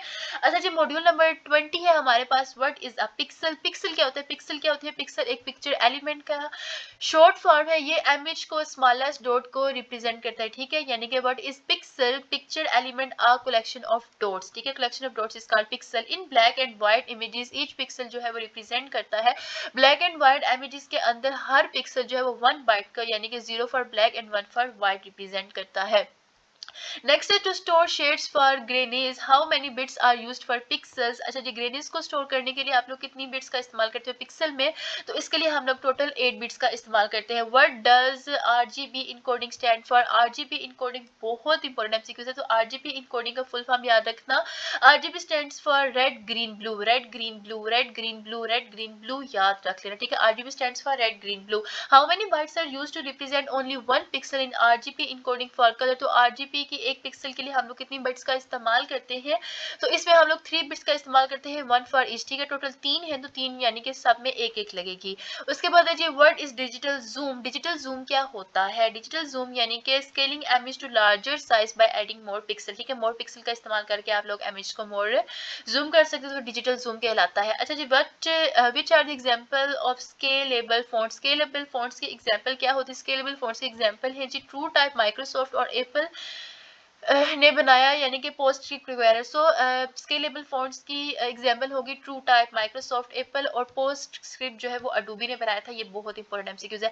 Scalable fonts are also popular in which field, scalable fonts जो है वो आल्सो पॉपुलर होते हैं जी कंप्यूटर एडेड डिजाइन के अंदर। मॉड्यूल 21 से 25 अब मैंने स्टार्ट किया जी। 21 है representing sound, what is sound amplitude, sound amplitude क्या होता है? Sound amplitude means to extend to which air particle जो है वो डिस्प्लेड किए जाते हैं, एक्सपीरियंस्ड एंड लाउडनेस, एक्सपीरियंस करते हैं लाउडनेस को, ठीक है। साउंड एम्पलीट्यूड एयर पार्टिकल्स के डिस्प्लेसमेंट का एग्जैक्ट है एक्सटेंट है, जैसे हम लाउडनेस तेज आवाज के तौर पर महसूस करते हैं। अच्छा जी how many samples per seconds are used for long distance telephone communication, बहुत इंपॉर्टेंट एमसीक्यूज है जी कि कितने सैंपल्स का पर सेकंड इस्तेमाल किया जाता है, पर सेकंड में कितने सैंपल्स इस्तेमाल किए जाते हैं लॉन्ग डिस्टेंस टेलीफोन कम्युनिकेशन के लिए? तो long distance telephone communication total 8000 samples पर सेकंड इस्तेमाल करते हैं। सो ये 8000 जो है वो पर सेकंड इस्तेमाल होते हैं। ये 8000 याद रखना पर सेकंड के हिसाब से for long distance. How many samples are per second recorded on today's series, अच्छा आज की सीरीज में हाई वैलिडिटी म्यूजिक में कितने सैंपल इस्तेमाल किए जाते हैं? तो आज की में होते हैं 44100, ठीक है, आज की में सीडीज के अंदर। अच्छा जी for stereo sound on CDs, sound CDs के ऊपर स्टीरियो साउंड के लिए हम लोग कितनी बाइट्स का इस्तेमाल करते हैं? तो इसमें टोटल 32 बाइट्स इस्तेमाल होती हैं। नेक्स्ट है हमारे पास what does MIDI stands for, MIDI, MIDI की फुल फॉर्म याद रखना। MIDI stands for musical instrument digital interface, ठीक है। M for musical, I for instrument, D for digital, I for interface। Next है जी how does MIDI differ from normal sound encoding, अच्छा जी MIDI जो है वो नॉर्मल साउंड इनकोडिंग से किस तरह डिफरेंट है? MIDI जो है वो क्या करती है? MIDI इनकोड करती है डायरेक्शंस को प्रोड्यूस करने के लिए music rather than storing music itself, ठीक है। ये म्यूजिक को खुद में स्टोर नहीं करती बल्कि ये डायरेक्शंस को प्रोड्यूस करने लग जाती है। How much storage does MIDI save compare to a normal, अच्छा जी नॉर्मल साउंड इनकोडिंग की निस्बत MIDI जो है वो कितनी स्टोरेज अपने अंदर सेव करती है? तो ये टोटल सेव करती है जी MIDI जो है वो MIDI 2 साउंड्स को सिर्फ 3 बाइट्स में स्टोर करती है, ठीक है। सो याद रखना कि टोटल कितनी होती है जी 2 सेकंड्स में ये 3 बाइट्स कर सकती है रेदर देन 2 मिलियन बाइट्स। अच्छा जी मॉड्यूल हमारा 22 स्टार्ट हो गया डियर स्टूडेंट्स।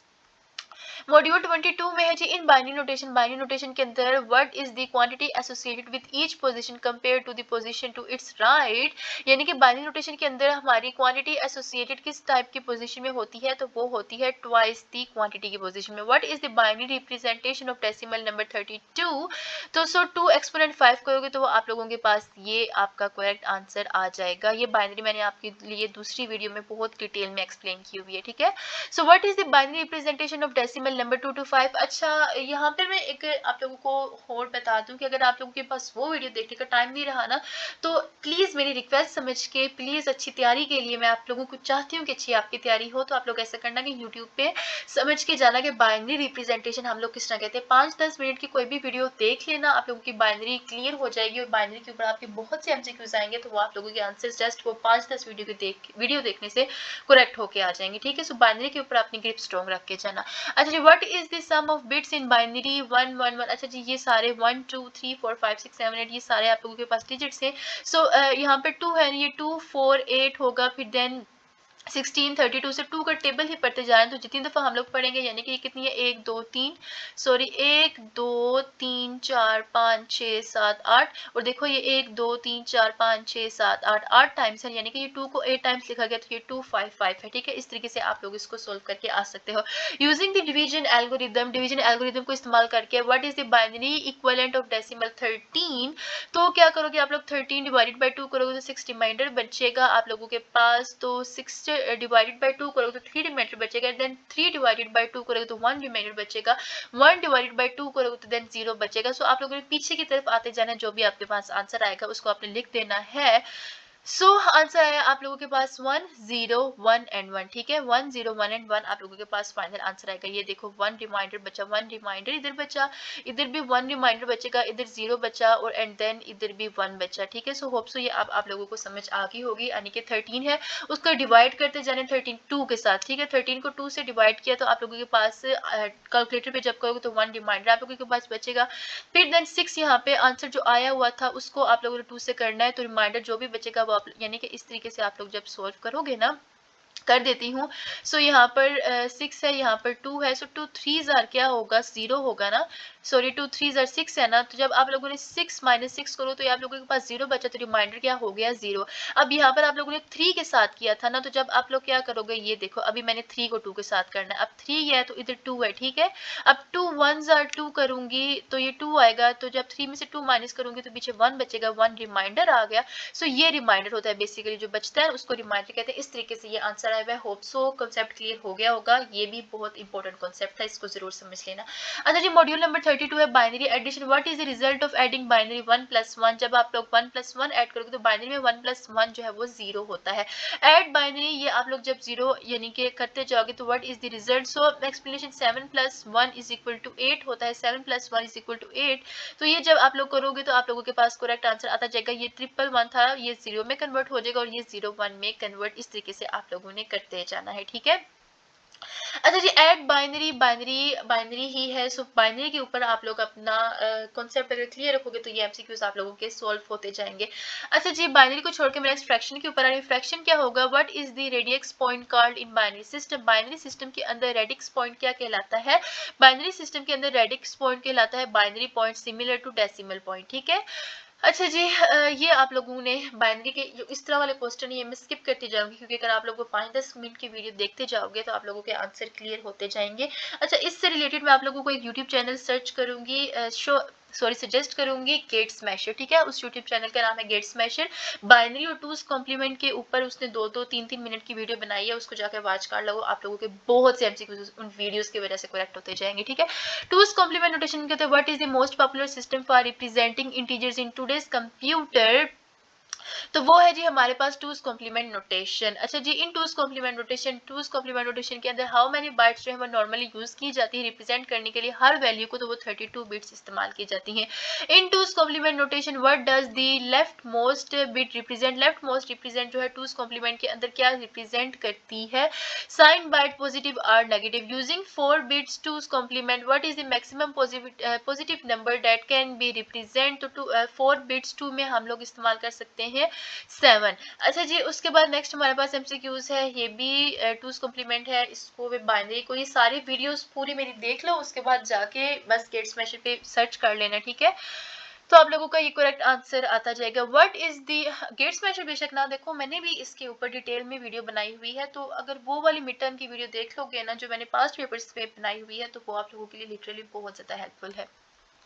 अच्छा, नेक्स्ट है what is this problem called when जब कैलकुलेशन रिजल्ट एक्सीड कर दे मैक्सिमम रिप्रेजेंटेशन। जब आप लोग एक दफा होता है ना कि कैलकुलेटर में आप लोग बहुत ज्यादा डिजिट्स लिख देते हो, कैलकुलेटर उसका कोई आंसर ही नहीं दे पाता, तो क्या होता है कि वो ओवरफ्लो कह जाता है। What is the maximum positive value that can be stored in 32 bits 2's complement. तो आप लोग मैक्सिमम कितने स्टोर कर सकते हो 32 बिट 2's कॉम्प्लीमेंट में, मैक्सिमम पॉजिटिव वैल्यू ये होती है, ठीक है, 2147 2 147 400, सॉरी मुझे थोड़ी उर्दू वाली गिनती कम ही आती है। अच्छा, 2147 483 एंड 647, ये डिजिट आप लोग याद रख के जाना, ठीक है।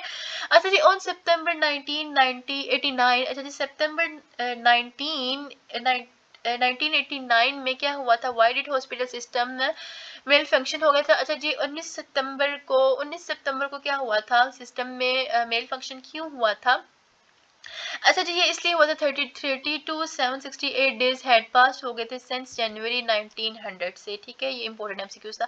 अच्छा जी, मॉड्यूल 20 से 30 में है, मैं हम लोग अभी तो पूरी वीडियो तो मैं इसमें 81 आप लोगों के 81 के 1 मॉड्यूल तो मैं इस वीडियो में आप लोगों को दे के जा रही हूँ। मेरा ये टारगेट है कि आप लोगों को एक ही वीडियो में पूरे 81 मॉड्यूल्स क्लियर करवाऊँ सारे एमसीक्यूज। सो अगर थक के हो तो मैं प्रेफर करूंगी डियर स्टूडेंट्स, टेंशन को नहीं, थोड़ी देर वीडियो को स्टॉप करके फोन साइड पे रख दो, थोड़ी देर बाद आके रिफ्रेश माइंड से ये वीडियोस देखो। क्यों? क्योंकि अगले एमसीक्यूज ज्यादा इंपॉर्टेंट होने वाले हैं लिटरली। अच्छा जी, मॉड्यूल नंबर 21 से 30 के जो एमसीक्यूज आ रहे हैं हमारे पास इन एक्सेस नोटेशन के अंदर कौन से बिट पैटर्न जो है वो इस्तेमाल किया जाता है जीरो को रिप्रेजेंट करने के लिए। तो इसमें फर्स्ट बिट पैटर्न हैविंग 1 हो और मोस्ट सिग्निफिकेंट बिट हो। अच्छा जी, इन एक्सेस 8 नोटेशन के अंदर कौन सा पैटर्न इस्तेमाल किया जाता है 1000 को रिप्रेजेंट करने के लिए। तो 1000 को रिप्रेजेंट करने के लिए हम लोग जीरो का इस्तेमाल करते हैं। इन एक्सेस 4 नोटेशन के अंदर कौन what does the bit pattern 100 represent. Bit pattern 100 represent क्या करती है, बिट पैटर्न 100 रिप्रेजेंट करती है एक्सेस 4 नोटेशन के अंदर 100 बाइनरी 0 रिप्रेजेंट करता है, ठीक है। अगर बाइनरी के अंदर बाइनरी फिर आ गया। अच्छा जी, उसके बाद नेक्स्ट है फ्लोटिंग पॉइंट नोटेशन, ये बहुत इंपॉर्टेंट है सच्ची में, इसके ऊपर बहुत ज्यादा एमसीक्यूज बनते हैं। फ्लोटिंग पॉइंट नोटेशन के अंदर फ्लोटिंग पॉइंट नोटेशन किस प्रॉब्लम को सॉल्व करने के लिए यूज होता है। फ्लोटिंग पॉइंट नोटेशन का इस्तेमाल फ्रैक्शनल पार्ट्स वाले नंबर्स को स्टोर करने के लिए इस्तेमाल किया जाता है। अच्छा जी, 8 बिट फ्लोटिंग पॉइंट नोटेशन में साइन बिट के बाद कौन सी बिट एक्सपोनेंट फील्ड के लिए होती है। तो साइन बिट के बाद जो है वो अगली बिट होती है जी हमारी 3 बिट, ठीक है। अच्छा जी, 8 बिट फ्लोटिंग पॉइंट नोटेशन में बिट पैटर्न ये जो हमारे पास दिया गया है क्या रिप्रेजेंट करता है। ये हमारे पास 8 बिट है यानी कि 8 वर्ड्स हैं, तो ये क्या रिप्रेजेंट करेगा, ये हमें करेगा 2/3/4। अच्छा जी, ये मैंने एक्सप्लेनेशन दी हुई है नीचे, मैं खुद इसको मजीद आप लोगों के लिए एक्सप्लेन नहीं कर रही कि आप लोगों को डायरेक्ट आंसर दे रही हूँ, लेकिन अगर कोई स्टूडेंट इस चीज़ को क्लियर करना चाहे तो नीचे मैंने इसीलिए आप लोगों को एक्सप्लेनेशन पहले ही दे दी थी, क्योंकि मुझे पता था वीडियो लॉन्ग हो जाएगी, लेकिन कोई स्टूडेंट फुल डिटेल में जाना चाहता है तो वो खुद ही यहाँ पे वीडियो को स्टॉप करके समझ ले, ठीक है। लिटरली बहुत हेल्पफुल वीडियो मैं आप लोगों के लिए क्रिएट कर रही हूँ। अच्छा जी, 8 बिट फ्लोटिंग पॉइंट पैटर्न के अंदर अगेन ये सेम ही क्वेश्चन है जी। फ्लोटिंग पॉइंट नोटेशन में नॉर्मलाइज्ड फॉर्म का क्या मतलब होता है। याद रखना कि फ्लोटिंग पॉइंट नोटेशन के अंदर नॉर्मलाइज्ड फॉर्म का मतलब होता है मैंटीसा फील्ड में लेफ्ट मोस्ट वन से कॉपी करना।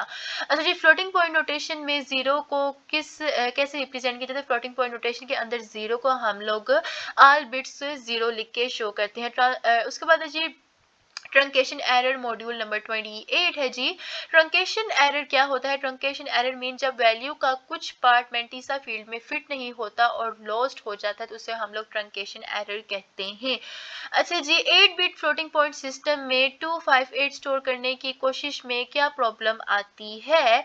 इससे हमें 5/8 में क्या आएगा, ये एक बाइनरी आ जाएगा जी। 4 बिट मैंटीसा में लास्ट 1 लॉस्ट हो जाएगा, जिस वजह से हमारे पास 2/1 टू स्टोर लोकेट होता है। ये नीचे मैंने एक्सप्लेनेशन आप लोगों को दी हुई है। अच्छा जी, नेक्स्ट हमारे पास इंपोर्टेंट ट्रंकेशन एरर कम करने से क्या तरीका होता है जी। ट्रंकेशन एरर को कम करने के लिए हम लोग क्या करते हैं, बड़ा मैंटीसा फील्ड यूज करते हैं, ठीक है। बड़े मैंटीसा यानी कि जैसे कि 32 बिट का इस्तेमाल करेंगे तो हमारी ट्रंकेशन एरर कम हो जाएगी। नेक्स्ट हमारे पास ये है एक क्वेश्चन अगेन इसी के ऊपर ही है। नेक्स्ट है जी module 29 data comparison generic techniques. अच्छा जी लूसलेस कंप्रेशन का क्या मतलब होता है? लूसलेस कंप्रेशन मतलब कंप्रेशन के दौरान इंफॉर्मेशन लॉस्ट नहीं होती, उसे लूसलेस कंप्रेशन कहते हैं, ठीक है, यानी कि इंफॉर्मेशन लूज ही नहीं होगी। लूसी कंप्रेशन का क्या मतलब होता है? लूसी कंप्रेशन का मतलब होता है, अब लूसलेस में क्या था कि जो इंफॉर्मेशन है वो लॉस्ट नहीं होगी, लेकिन अगर लूसी की बात होगी तो याद रखना इंफॉर्मेशन लॉस्ट हो सकती है। लूसलेस लूज नहीं होगी, लूसी में इंफॉर्मेशन लॉस्ट हो सकती है, सिंपल वर्ड्स में याद रख लो। अच्छा जी रन लेंथ इनकोडिंग किस सिचुएशन में बेस्ट काम करता है? रन लेंथ इनकोडिंग जो है वो हमारे पास job long sequence of same value में हो तो वो इस्तेमाल होता है। अच्छा जी हफमैन कोड्स किस टाइप का कंप्रेशन है? ये बहुत रिपीटेड है, हफमैन से रिलेटेड एमसीक्यूज आप लोगों का आएगा कि हफमैन कोड किस टाइप की कंप्रेशन है जी। हफमैन फ्रीक्वेंसी डिपेंडेंट इनकोडिंग होती है। डिक्शनरी इनकोडिंग में डिक्शनरी से क्या रेफरेंस होता है? डिक्शनरी इनकोडिंग में collection of building blocks from which यहाँ पर मैसेज जो है वो कंस्ट्रक्ट होता है। अच्छा जी LZW इनकोडिंग की फुल फॉर्म याद रखना, LZW इनकोडिंग की फुल फॉर्म है Lempel zip flash. Lempel zip flash, Lempel zip flash में 3 दफा इसलिए रिपीट किया कि आप लोगों को याद रहे। अडेप्टेटिव डिक्शनरी इनकोडिंग LZW में डिक्शनरी क्या होती है जी? इसमें इनकोडिंग प्रोसेस के दौरान बिट जो है वो डाली जाती है, बिट बढ़ती है। अच्छा जी मॉड्यूल नंबर हमारा 30 स्टार्ट हो रहा है। GIF कंप्रेशन सिस्टम में कितने कलर्स यूज होते हैं? GIF कंप्रेशन सिस्टम में टोटल 256 जो है वो कलर्स इस्तेमाल किए जाते हैं। GIF किस टाइप का कंप्रेशन सिस्टम है? For arbitrary images. तो GIF है जो है वो लूसी के लिए इस्तेमाल किया जाता है। GPEG का फुल फॉर्म क्या है जी? जीपीईजी की फुल फॉर्म हमारे पास होगी जॉइंट फोटोग्राफिक एक्सपर्ट ग्रुप, इसका JPEG. JPEG baseline standard lossy sequential mode किस लिए फेमस होता है? जीपीईजी जो है वो कलर फोटोग्राफिक कंप्रेशन की वजह से ज्यादा फेमस होता है। जीपीईजी कंप्रेशन में ह्यूमन आई की किस लिमिटेशन का फायदा उठाया जाता है? जीपीईजी में हमारे पास आई कलर से ज्यादा ब्राइटनेस चेंजेस सेंसिटिव होती हैं। अच्छा जीपीईजी नॉर्मली कलर इमेजेस का कितने कंप्रेस कर लेता है जी? टोटल ये कितने में कर लेता है? Total at least 10x often 30x में होता है। TIFF यूजुअली किस लिए यूज होता है? TIFF आमतौर पर standardised format for storing photographs with meta data के लिए इस्तेमाल होता है। मेटा डेटा क्या मतलब? डेटा, टाइम, कैमरा सेटिंग वगैरह। GIF में ट्रांसक्रिप्ट कलर क्या यूज होता है? GIF में ट्रांसक्रिप्ट कलर का इस्तेमाल किया जाता है बैकग्राउंड शो करने के लिए। सो मॉड्यूल नंबर 31 से 40 पे अब हम लोग आ गए हैं, हमारे पास थोड़े से मिड में हम लोग आ गए हैं, अब मिड हमारी मजीद रह गई है वीडियो, ठीक है। सो 50% आप लोगों का पेपर तैयार हो गया, कॉन्ग्रेचुलेशंस, अभी भी कम है, फोकस फुल रखें। अच्छा जी मॉड्यूल नंबर 31 है data compression compressing audio and videos. MPEG standards किस ऑर्गेनाइजेशन की लीडरशिप में डेवलप किए गए? MPEG जो थे वो मोशन पिक्चर एक्सपर्ट ग्रुप के लिए इस्तेमाल किए गए थे। वीडियो कंप्रेशन में आई फ्रेम्स क्या होते हैं? वीडियो कंप्रेशन में आई फ्रेम्स जो है वो पिक्चर्स जो इंटायरली इनकोड की जाती है उन्हें आई फ्रेम्स कहा जाता है। अच्छा जी आई फ्रेम के बीच की पिक्चर्स कैसे कंप्रेस होती हैं? आई फ्रेम की बीच की पिक्चर्स जो है वो रिलेटिव इनकोडिंग टेक्निक्स के जरिए इस्तेमाल की जाती हैं। MP3 की फुल फॉर्म, ये तो मस्ट भी याद रखो, इसको तो बिल्कुल ना छोड़ना। MP3 की फुल फॉर्म क्या होती है? MP3 की फुल फॉर्म होती है जी MPEG लेयर 3। MP3 की फुल फॉर्म है जी MPEG लेयर 3। अच्छा जी नेक्स्ट है MP3 कंप्रेशन में टेम्पोरल मास्किंग क्या होता है? MP3 कंप्रेशन में टेम्पोरल मास्किंग का मतलब होता है लाउड साउंड के बाद थोड़ी देर तक सॉफ्ट साउंड सुनाई नहीं देता। MP3 कंप्रेशन में फ्रीक्वेंसी मास्किंग क्या होती है? MP3 कंप्रेशन में फ्रीक्वेंसी मास्किंग का मतलब होता है कि एक फ्रीक्वेंसी पर साउंड नियर बाय फ्रीक्वेंसीज पर सॉफ्ट साउंड का मास्क करता है। अच्छा जी MP3 रिकॉर्डिंग जनरली रिक्वायर कितनी ट्रांसफर रेट रखती है जी? MP3 में कितनी ट्रांसफर रेट होना चाहिए? MP3 के अंदर ट्रांसफर रेट 64 kbps या इससे कम होना चाहिए। MPEG वीडियो कंप्रेशन के लिए टिपिकली कितनी ट्रांसफर रेट चाहिए? MPEG के लिए हमें नॉर्मली 40 Mbps का इस्तेमाल होना चाहिए। अच्छा जी kbps, Mbps, GPS में क्या मेजर होता है? ये सारे BPS के अंदर हम लोग क्या मेजर करते हैं? ट्रांसमिशन स्पीड बिट्स पर सेकंड हम लोग kbp किलो BPM मेगा में और गीगा वगैरह में मेजर करते हैं, ठीक है। अच्छा जी 32 है हमारे पास डेटा मैनिपुलेशन मॉड्यूल 32 में डेटा मैनिपुलेशन में हम लोग देखेंगे कि सीपीयू के तीन मेन पार्ट्स कौन से होते हैं। सीपीयू के तीन मेन पार्ट्स होते हैं ALU control unit and registered unit. अच्छा जी, एएलयू की फुल फॉर्म है अर्थमेटिक लॉजिक यूनिट। ये एमसीक्यूज बन जा सकते हैं। So ALU arithmetic logic unit क्या करता है? ये करता है जी operations on data, addition, subtraction etcetera वगैरह। कंट्रोल यूनिट क्या करता है? कंट्रोल यूनिट हमें मशीन की एक्टिविटीज को कोऑर्डिनेट करता है। रजिस्टर क्या होते हैं जी? रजिस्टर्स हमें क्या करके देते हैं? सीपीयूएस के अंदर टेम्परेरी स्टोरेज सेल्स जो हैं वो रजिस्टर्स होते हैं। सीपीयू में और सीपीयू में मेमोरी को कनेक्ट करने वाली वायर्स के कलेक्शंस को क्या कहते हैं जी? ये कहलाती हैं हमारे पास बस। ठीक है, बस मतलब बस क्या करती है? सीपीयू के अंदर मेन मेमोरी को कनेक्ट करती हैं वायर्स के साथ। मेमोरी से डेटा सीपीयूएस लाने के लिए कौन सा इंस्ट्रक्शन यूज होता है? मेमोरी से डेटा को सीपीयूएस में लाने के लिए हम लोग इस्तेमाल करते हैं लोड का। ठीक है, उसके बाद है जी नेक्स्ट हमारे पास एमसीक्यूज। रजिस्टर से डेटा मेमोरी में स्टोर करने के लिए कौन सी इंस्ट्रक्शंस यूज होती हैं? तो वो होती है स्टोर। ठीक है। अच्छा जी, मॉड्यूल नंबर 33 है sorry, data manipulation. Data manipulation में क्या है हम लोग पढ़ेंगे? स्टोर्ड प्रोग्राम कॉन्सेप्ट क्या है? Stored program concept means program को मेमोरी में इनकोड और स्टोर किया जा सकता है, स्टोर्ड प्रोग्राम कहलाता है। स्टोर्ड प्रोग्राम कॉन्सेप्ट किससे क्रेडिट किया जाता है? स्टोर्ड प्रोग्राम कॉन्सेप्ट जो है वो जोहन वॉन न्यूमैन ने इंट्रोड्यूस करवाया था। अच्छा जी, मॉड्यूल नंबर 34 है हमारे पास के डेटा मैनिपुलेशन सीपीयू आर्किटेक्चर क्या होगा फिलोसफीज के मुताबिक। अच्छा जी, मशीन लैंग्वेज क्या है? ये बहुत इंपॉर्टेंट एमसीक्यूज है। Machine, what is the machine language? तो इसको अपनी वर्डिंग में याद रख के जाना कि machine language collection of instruction है जो कि इनकोड करती है बिट्स के तौर पर as bit pattern that CPU recognize. ठीक है, मशीन लैंग्वेज इंस्ट्रक्शंस का कलेक्शन है जो बिट पैटर्न में इनकोड होते हैं, सीपीयूएस इसको रिकॉग्नाइज करता है। आरआईसीएस की फुल फॉर्म याद रख लो जी। RICS means R for reduced, I for instructions, S for set and C for computer. CISC की फुल फॉर्म क्या होगी हमारे पास? CISC की फुल फॉर्म है complex instruction set computer. Next हमारे पास इंपॉर्टेंट एमसीक्यू है RICS। अच्छा जी, RICS की फुल फॉर्म हमारे पास होगी efficient, fast, less expensive to manufacture. RICS होता है। ठीक है, CISC की फुल फॉर्म हमारे पास क्या होगी? कॉम्प्लेक्स सॉफ्टवेयर के साथ बेटर स्कोप कर सकता है rich set of instructions. I know ये सारे याद रखना मुश्किल है, मैं आप लोगों को कहूंगी भी नहीं डियर स्टूडेंट्स के याद रखो, बस सारे फोकस से पेपर देने से पहले एक दफ़ा इस वीडियो को सुन जाना, आप लोग को करेक्ट आंसर लगा के आ जाओगे, क्योंकि मेमोरी रिकॉल करोगे ना तो आप लोगों को वो एमसीक्यूज ये वाले याद आते जाएंगे अगर आपने पेपर देने से पहले ये वीडियो देखी हुई तो। ठीक है, सो इंटेल प्रोसेसेस किस आर्किटेक्चर की एग्जाम्पल है? इंटेल प्रोसेसेस हमारे पास CISC आर्किटेक्चर की एग्जाम्पल है। नेक्स्ट है जी ARM एडवांस्ड RICS मशीन किस लिए फेमस है जी? ARM हमारे पास low power consumption RISC architecture की वजह से मशहूर है। ARM बेस्ड प्रोसेस कहाँ पाते हैं? ARM बेस्ड प्रोसेस जो है वो गेम कंट्रोलर्स, डिजिटल टीवीज और स्मार्टफोन्स के अंदर पाए जाते हैं। नेक्स्ट है हमारे पास मॉड्यूल नंबर 35 डेटा मैनिपुलेशन। अच्छा जी, मशीन इंस्ट्रक्शंस की तीन मेन कैटेगरीज क्या होती हैं? इंपॉर्टेंट एमसीक्यूज याद रखना कि मशीन इंस्ट्रक्शंस की तीन मेन कैटेगरीज होती हैं, data transfer, architecture, logic and then तीसरी हमारे पास है जी इंस्ट्रक्शन कंट्रोल। अच्छा जी, डेटा ट्रांसफर इंस्ट्रक्शंस क्या करते हैं? डेटा ट्रांसफर इंस्ट्रक्शंस जो है वो डेटा को एक लोकेशन से दूसरी लोकेशन में मूव कर पाते हैं। लोड इंस्ट्रक्शन किस कैटेगरी में आता है?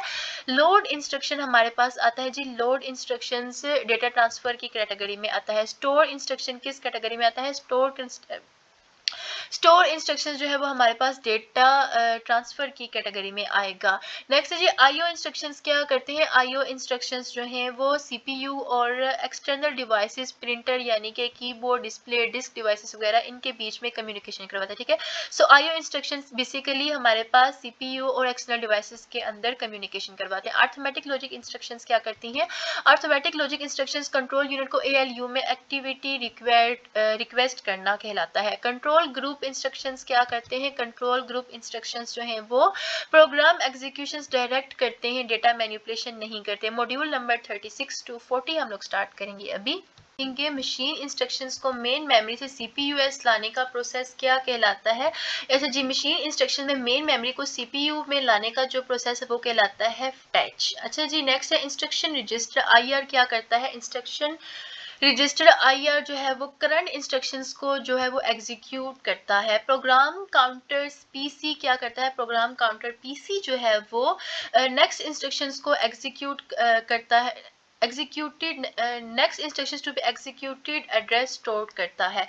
अच्छा जी, नेक्स्ट है जी मशीन साइकिल का करेक्ट ऑर्डर में क्या होगा, ये बहुत इंपॉर्टेंट MCQs है आप लोगों के पास। मशीन साइकिल का करेक्ट ऑर्डर याद रखना, इसमें क्या आता है, पहले फैच आता है, उसके बाद डी कोड आता है एंड देन एग्जीक्यूट, ये बहुत इंपॉर्टेंट MCQs था। उसके बाद हमारा मॉड्यूल नंबर 38 स्टार्ट हो गया है जी। एंड ऑपरेशंस का मास्क के साथ यूज करते हैं तो क्या होता है, जब हम लोग एंड ऑपरेटर्स को मास्क के साथ यूज करते हैं तो नॉन डुप्लीकेटेड पोजीशंस में जीरोस आते हैं। अच्छा जी, अगर बिट पैटर्न हमारे पास ये एंड ऑपरेटर्स वगैरह पे था, हम लोग पीछे पढ़ आए हैं, तो अभी नेक्स्ट की तरफ ही चलती हूँ। मास्किंग में एंड ऑपरेशन कैसे यूज होते हैं, मास्किंग के अंदर हम लोग एंड ऑपरेशंस को दोनों A और B से ही है, यानी कि मास्किंग में हम लोग जीरोस वाली पोजीशंस भी इस्तेमाल कर सकते हैं और 1 वाली भी कर सकते हैं, और ये वाला MCQs तो आप लोगों का जरूर ही आएगा, ये रिपीटेड है।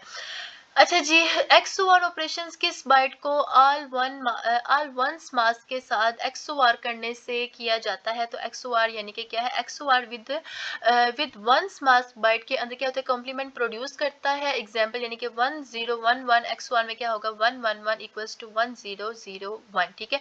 यानी कि ये जो पोजीशन होगी ना, सिंपली आप उसका ऑपोजिट लिखाना, आपका करेक्ट आंसर आ जाएगा। ये छोटी सी ना ट्रिक दे रही हूँ मैं आप लोगों को। अच्छा जी, मॉड्यूल नंबर 39 में है हमारे पास सर्कुलर शिफ्ट में क्या होता है। सर्कुलर शिफ्ट के अंदर जी जो बिट एडिज से गिरता है वो दूसरी तरफ होल में आता है। सर्कुलर शिफ्ट के अंदर लॉजिक शिफ्ट में क्या होता है, लॉजिकल शिफ्ट। अच्छा जी, सर्कुलर में याद रखना कि फर्क अब याद रखना, ठीक है। सर्कुलर में क्या हुआ था कि जो बिट एज से गिरता है वो दूसरी तरफ होल में चला जाता है। लॉजिकल शिफ्ट में क्या होता है कि जो बिट एज से गिरता है वो क्या करता है जी, डिस्कार्ड हो जाता है और होल में जीरो आता है, ठीक है। वो होल में नहीं जाता, लॉजिकल में होल में नहीं जाता और सर्कुलर में होल में जाता है, बस इस तरीके से फर्क याद रख लेना। अच्छा जी, लेफ्ट शिफ्ट से मल्टीप्लाई कैसे होता है, लेफ्ट शिफ्ट से हम लोग कैसे मल्टीप्लाई करते हैं, लेफ्ट शिफ्ट से हम लोग shift left by 1 equals to multiply by 2, तो हम लोग लेफ्ट शिफ्ट इस्तेमाल कर सकते हैं। अच्छा जी, अर्थमेटिक शिफ्ट राइट में साइन बिट के साथ क्या होता है, अर्थमेटिक शिफ्ट के अंदर साइन बिट जो है वो अनचार्ज रहता है। डेटा मॉड्यूल नंबर हमारा है जी डेटा मैनिपुलेशन के अंदर मॉड्यूल नंबर 40। सब्सट्रैक्शन को कैसे सिमुलेट किया जा सकता है, सब्सट्रैक्शन को आप लोग एडिशंस और नेगोटिएशन से कर सकते हो, जैसे 7 - 7 इज इक्वल टू 7 + -5, ये 2's कॉम्प्लीमेंट का हमारा कॉन्सेप्ट है, ठीक है।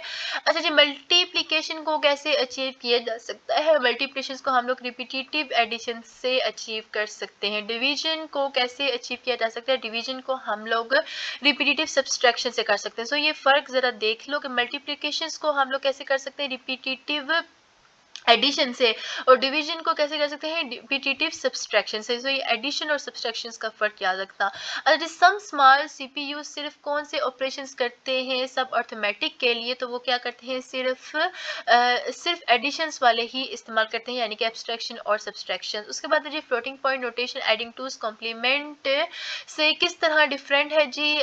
फ्लोटिंग पॉइंट में मेंटिसा जो है वो होता है, एक्सपोनेंट और साइन बिट हैंडल करना पड़ता है। मॉड्यूल नंबर 41 to 50 हम लोग आगे देखेंगे। बस थोड़े से ही हमारा हम लोग मिड में पहुंच गए हैं। अब के जो MCQs आ रहे हैं ना, ये बहुत ज़्यादा इंपॉर्टेंट है, लिटरली बहुत ज़्यादा। इनके ऊपर आप लोगों ने असली फोकस करना है। सच्ची में मैं आप लोगों की चाहती हूँ कि अच्छा पेपर हो, आप लोगों की तैयारी अच्छी जाए, क्योंकि मोस्टली स्टूडेंट्स CS 101 के पेपर में फेल होते हैं। इसका बहुत ज़्यादा जो है ना रीज़न यही है कि इसमें बहुत ज़्यादा आप लोगों को डेटा दिया गया है, याद करने को बहुत कुछ दिया गया है। इस वजह से स्टूडेंट इसमें अच्छे मार्क्स नहीं ले पा रहे। अब तो चॉइस भी बहुत कम करके, तो लिटरली मेरा ये मशवरा प्लीज़ मान लो कि अभी के लिए फ़ोन को रख दो, थोड़ा माइंड को रिफ़्रेश करो, फिर दोबारा आके रिफ़्रेश माइंड के साथ अपना जो 41 से लेके 80 तक के जो MCQs हैं ना उनको सुनो। ये ज़्यादा इंपॉर्टेंट है, पेपर बनाया ही उन्होंने इसके ऊपर है, ठीक है। तो अभी हम लोग स्टार्ट करेंगे अपना मॉड्यूल नंबर 41। कंप्यूटर और पेरिफेरल डिवाइसेस के बीच कम्युनिकेशन किस तरह इंटरमीडिएट एब्स्ट्रैक्शंस पार्टीज के थ्रू होती है, तो ये होती है जी कंट्रोलर के थ्रू। अच्छा जी, नेक्स्ट हमारे पास एमसीक्यूज है जी यूएसबी की फुल फॉर्म। ये बहुत ज़्यादा इंपॉर्टेंट है, ये यूएसबी, सीवी, डीवीडी, सीडी, ये फॉर्म्स बहुत ज़्यादा रिपीट होती है। सो यूएसबी की फुल फॉर्म भी याद रख लो। यूएसबी की फुल फॉर्म है यूनिवर्सल सीरियल बस, ठीक है, ये रहा जी। यूएसबी की फुल फॉर्म है जी universal serial bus. USB controller के साथ क्यों कौन से डिवाइसेस कम्युनिकेट कर सकते हैं जी यूएसबी कंट्रोलर के साथ? हम लोग mic, pointer, scanner, mass storage, ये सारे इसमें इंक्लूड होते हैं एग्जांपल्स के तौर पर। सीपीयू कंट्रोलर को बिट पैटर्न कैसे भेजा जाता है? सीपीयू कंट्रोलर को स्टोर इंस्ट्रक्शन जैसे इंस्ट्रक्शंस एग्जीक्यूट करके इस्तेमाल किया जाता है, भेजा जाता है। अच्छा जी, कंट्रोलर से बिट पैटर्न रिसीव करने के लिए कौन सा इंस्ट्रक्शन यूज होता है? कंट्रोलर से बिट पैटर्न को रिसीव करने के लिए हम लोग इस्तेमाल करते हैं लोड इंस्ट्रक्शंस का, ठीक है। उसके बाद नेक्स्ट है हमारे पास मॉड्यूल नंबर 42। अच्छा जी, डीएमए की फुल फॉर्म याद रखना है। डीएमए की फुल फॉर्म है हमारे पास डायरेक्ट मेमोरी एक्सेस, ठीक है। D for direct, A for memory, A for access. DMA stand for direct memory access. DMA का क्या बेनिफिट होता है? डीएमए क्या करता है जी, सीपीयू को दूसरे टास्क कंटिन्यू कर सकता है जब कंट्रोलर डेटा ट्रांसफर कर रहा हो। जब कंट्रोलर डेटा ट्रांसफर कर रहा है तो सीपीयू जो है वो इसको दूसरे टास्क को भी साथ में कंटिन्यू रख सकता है। अच्छा जी, वॉन न्यूमैन बोटलनेक क्या है जी? ये इंपॉर्टेंट एमसीक्यू है। वॉन न्यूमैन बोटलनेक मतलब कि सेंट्रल बस पर सीपीयू और कंट्रोलर्स के बीच कंपटीशन से परफॉर्मेंस को स्लो हो जाना। अच्छा जी, मॉड्यूल नंबर 43 है हमारे पास। पैरेलल कम्युनिकेशंस में डेटा किस तरह ट्रांसफर होता है? पैरेलल कम्युनिकेशंस के अंदर डेटा जो है वो several signals eight the same time जो है वो स्टोर होता है और हर जो है वो सेपरेट लाइन के अंदर होता है। सीरियल कम्युनिकेशंस में डेटा कैसे ट्रांसफर होता है? सीरियल कम्युनिकेशंस के अंदर वन बिट आफ्टर एनदर इस्तेमाल होता है डेटा। अच्छा, सीरियल कम्युनिकेशन पैरेलल कम्युनिकेशन से किस तरह डिफरेंट होता है? सीरियल कम्युनिकेशन जो है वो पैरेलल कम्युनिकेशन से सीरियल में सिंपल डेटा पाथ होता है, लेकिन जो रिलेटिवली स्लोवर होता है। अच्छा जी, नेक्स्ट हमारे पास एमसीक्यूज है जी। मोडियम क्या करता है? मोडियम इंपॉर्टेंट एमसीक्यूज याद रख लो कि मोडियम जो है वो बिट पैटर्न्स को ऑडिबल टोन्स में कन्वर्ट करता है। कौन? मोडियम। अच्छा जी, नेक्स्ट है डीएसएल की फुल फॉर्म। डीएसएल की फुल फॉर्म है हमारे पास डिजिटल सब्सक्राइबर लाइन। ये भी इंपॉर्टेंट था कि डीएसएल की फुल फॉर्म क्या होती है? Digital subscriber line. अच्छा जी, डेटा ट्रांसफर रेट किस में मेजर होती है? डेटा ट्रांसफर जो है वो बिट्स पर सेकंड बीपीएम्स में मेजर की जाती है। अच्छा जी, 8 kbps कितने केबी पर सेकंड के बराबर होता है? सो 8 kbps टोटल 1 केबी पर सेकंड के बराबर होता है। ये भी बहुत इंपॉर्टेंट एमसीक्यूज था। मॉड्यूल नंबर हमारा 44 स्टार हो रहा है जी। लाइट स्पीड अप्रोक्सीमेटली कितनी होनी चाहिए? लाइट स्पीड जो है वो अप्रोक्सीमेटली 1 फुट पर नैनो सेकेंड होनी चाहिए। ये इंपॉर्टेंट एमसीक्यू से याद रखना। लाइट स्पीड जो है वो अप्रोक्सीमेटली 1 फुट पर नैनो सेकेंड होनी चाहिए। अच्छा जी, पाइपलाइनिंग क्या होता है? Pipelining means machine cycle steps का ओवरलैप कर जाना। एक इंस्ट्रक्शन एग्जीक्यूट हो रही हो तो नेक्स्ट फैच हो जाती है। अच्छा जी, नेक्स्ट है हमारे पास पाइपलाइनिंग से क्या इंक्रीज होता है जी? पाइपलाइनिंग फायदा क्या देती है? पाइपलाइनिंग से थ्रूपुट जो है वो टोटल वर्क पर गिवन टाइम जो है वो इंक्रीज हो जाता है। अच्छा जी, जेयूएमपी इंस्ट्रक्शंस के साथ पाइपलाइनिंग क्या प्रॉब्लम देती है जी? जेयूएमपी के साथ प्रीफैक्च इंस्ट्रक्शंस यानी कि पाइप में जो है वो बाद में जरूरी नहीं रहते।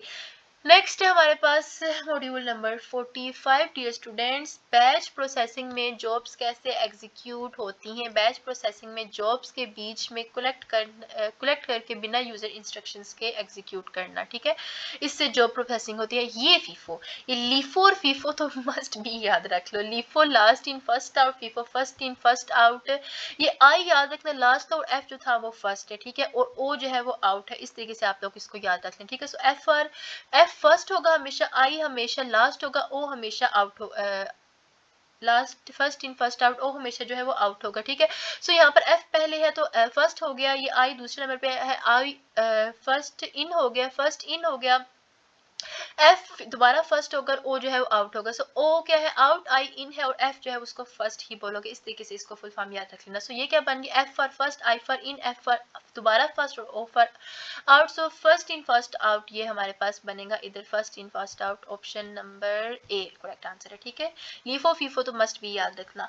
अच्छा जी, जेसीएल की फुल फॉर्म क्या होगी? जेसीएल की फुल फॉर्म है हमारे पास जॉब कंट्रोल लैंग्वेज, ठीक है। ये जावा ना लिखा ना, जॉब याद रखना, ठीक है। इसमें बड़ा स्टूडेंट कंफ्यूज होते हैं, जावा लिखा था क्योंकि जावा कॉमन है, तो जावा नहीं जॉब, और ये एमसीक्यूज बहुत ज़्यादा रिपीट होता है। उसके बाद है जी इन अट्रैक्टिव प्रोसेसिंग क्या है जी, in attractive processing mean program user के साथ डायलॉग करके थ्रू रिमोट डायलॉग करता है रिमोट टर्मिनल्स के थ्रू। मॉड्यूल नंबर 46 है जो हमारे पास रियल टाइम प्रोसेसिंग क्या है। Real time processing means computer task perform करके डेडलाइंस के मुताबिक एक्सटर्नल रियल वर्ल्ड इन्वायरमेंट देता है। अच्छा जी, नेक्स्ट है टाइम शेयरिंग क्या है। Time sharing means OS design to serve multiple users at the same time by sharing CPU time. Next है जी हमारे पास मल्टी प्रोग्रामिंग में क्या होता है। मल्टी प्रोग्रामिंग में स्मॉल टाइम इंटरवल्स जो हैं वो हर जॉब के अंदर एग्जीक्यूट होते हैं स्मॉल इंटरवल के लिए।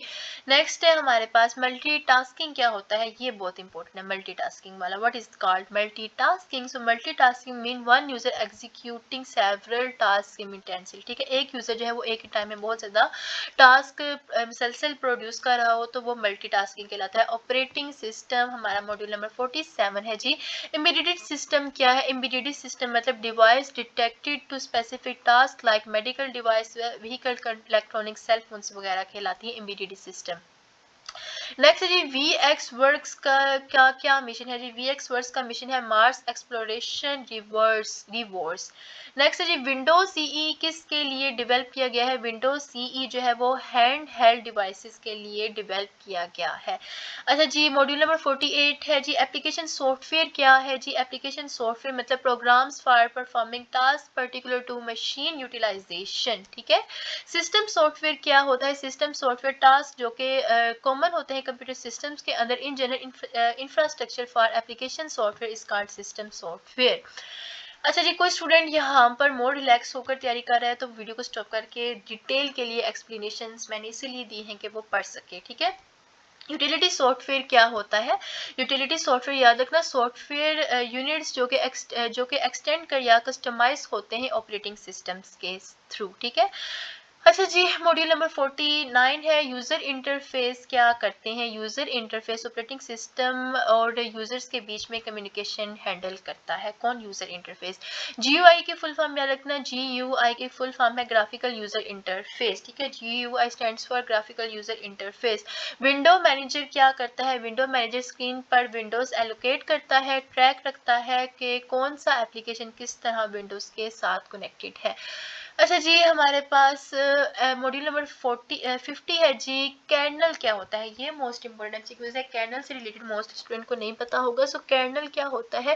कर्नल क्या है, internal part of operating system जो कि कनेक्ट होता है बेसिक फंक्शंस के साथ। फाइल मैनेजर क्या करता है जी। File manager match storage facilitate coordination करता है, फाइल लोकेशन करता है, एक्सेस राइट्स रखता है और अवेलेबल स्पेसिस वगैरह दिखाता है। अच्छा जी डायरेक्टरी पार्ट क्या होता है। डायरेक्टरी पाथ क्या होता है। डायरेक्टरी पार्ट याद रखना चेन्स ऑफ डायरेक्शंस होती हैं, डायरेक्शंस के साथ यूजली लिस्ट होती हैं स्लैश के अंदर, एनिमल्स के अंदर वगैरह। उसके बाद हमारे पास डिवाइस ड्राइवर्स क्या करते हैं। ये इंपॉर्टेंट एमसीक्यूज है कि डिवाइस ड्राइवर्स का क्या रोल होता है। तो याद रखना कि डिवाइस ड्राइवर्स क्या होते हैं, कंट्रोलर्स के साथ कम्युनिकेट करते हैं, जेनेरिक रिक्वेस्ट को डिवाइस स्पेसिफिक स्टेप्स में ट्रांसलेट करते हैं को इलिजन होती है। नेक्स्ट है जी हमारे पास मॉड्यूल नंबर 51 टू 60 में हम लोग आ गए हैं डियर स्टूडेंट्स, कंग्रेचुलेशंस। अच्छा जी बूट स्टार्टिंग बूटिंग क्या होता है, ये बहुत इंपॉर्टेंट एमसीक्यूज है आप लोग का बूट स्टार्टिंग से रिलेटेड। सो याद रखना कि बूट स्टार्टिंग है क्या, ऑपरेशन सिस्टम को मास स्टोरेज से मेन मेमोरी में ट्रांसफर करने का प्रोसीजर जो है वो बूट स्टार्टिंग कहलाता है। सीपीयू का program counters PC turn on होते वक्त कहाँ से स्टार्ट होता है। सो सीपीयू का प्रोग्राम जो है वो टर्न होते वक्त पर्टिकुलर प्री डिटरमाइंड एड्रेस से स्टार्ट होता है। ठीक है, बूट लोडर कहाँ स्टोर होते हैं। बूट लोडर्स जो है वो आपके इन रोम के अंदर। ठीक है, बूट लोडर जो है वो रोम के अंदर रीड ओनली मेमोरी के अंदर स्टोर होते हैं। तो रोम की फुल फॉर्म भी याद रखना, रीड ओनली मेमोरी। रोम का फुल फॉर्म क्या होगा जी, हमारे पास read only memory, operationally only, only word याद रखना। ठीक है, सॉरी ये वाला option A, read only memory. ठीक है, ROM stands for read only memory. Next है हमारे पास डेस्कटॉप कंप्यूटर्स में पूरी ऑपरेटिंग सिस्टम रोम में क्यों नहीं रखते। अच्छा जी डेस्कटॉप कंप्यूटर्स के हम जो पूरा ऑपरेटिंग सिस्टम है वो रोम के अंदर क्यों नहीं रखते, इसके पीछे का मसला ये है कि जी लार्ज ब्लॉक्स में मेन मेमोरी जो है वो नॉन वोलेटाइल स्टोरेज में डेडिकेट करना एफिशिएंट नहीं होता आज की टेक्नोलॉजी के अकॉर्डिंग। अच्छा जी, मॉड्यूल 52 है जी हमारे पास। प्रोसेस क्या है? Simple activity of executing a program under control of operating system is called the process. Program और प्रोसेस में क्या फ़र्क होता है, ये बहुत इंपॉर्टेंट एमसीक्यूज आप लोगों का कि याद रखना प्रोग्राम और प्रोसेस के दरमियान का फ़र्क। प्रोग्राम स्टैटिक कोड है, जबकि प्रोसेस डायनेमिक एग्जीक्यूशन एक्टिविटी है। ठीक है, प्रोग्राम क्या है? स्टैटिक कोड और प्रोसेस डायनेमिक एग्जीक्यूशन एक्टिविटी है। प्रोसेस स्टेट में क्या क्या शामिल होता है? प्रोसेस स्टेट के अंदर ये सारी चीजें इंक्लूड होती हैं। Program counter value, value of CPU register, snapshots of machine at particular time वगैरह।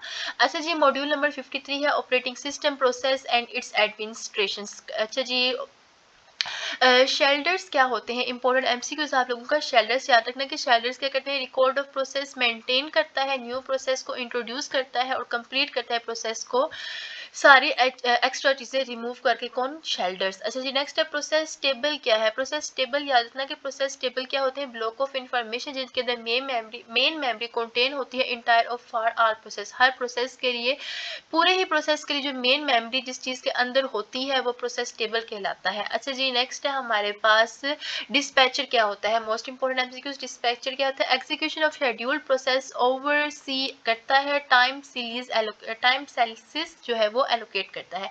टाइम स्लाइस क्या होता है? Time slice mean short time segment. ठीक है। अच्छा जी, नेक्स्ट हमारे पास एमसीक्यूज है कॉन्टेक्स्ट स्विच। प्रोसेस स्विच क्या होता है? कॉन्टेक्स्ट स्विच याद रखना कि changing from one person to another dispatcher is called the context switch.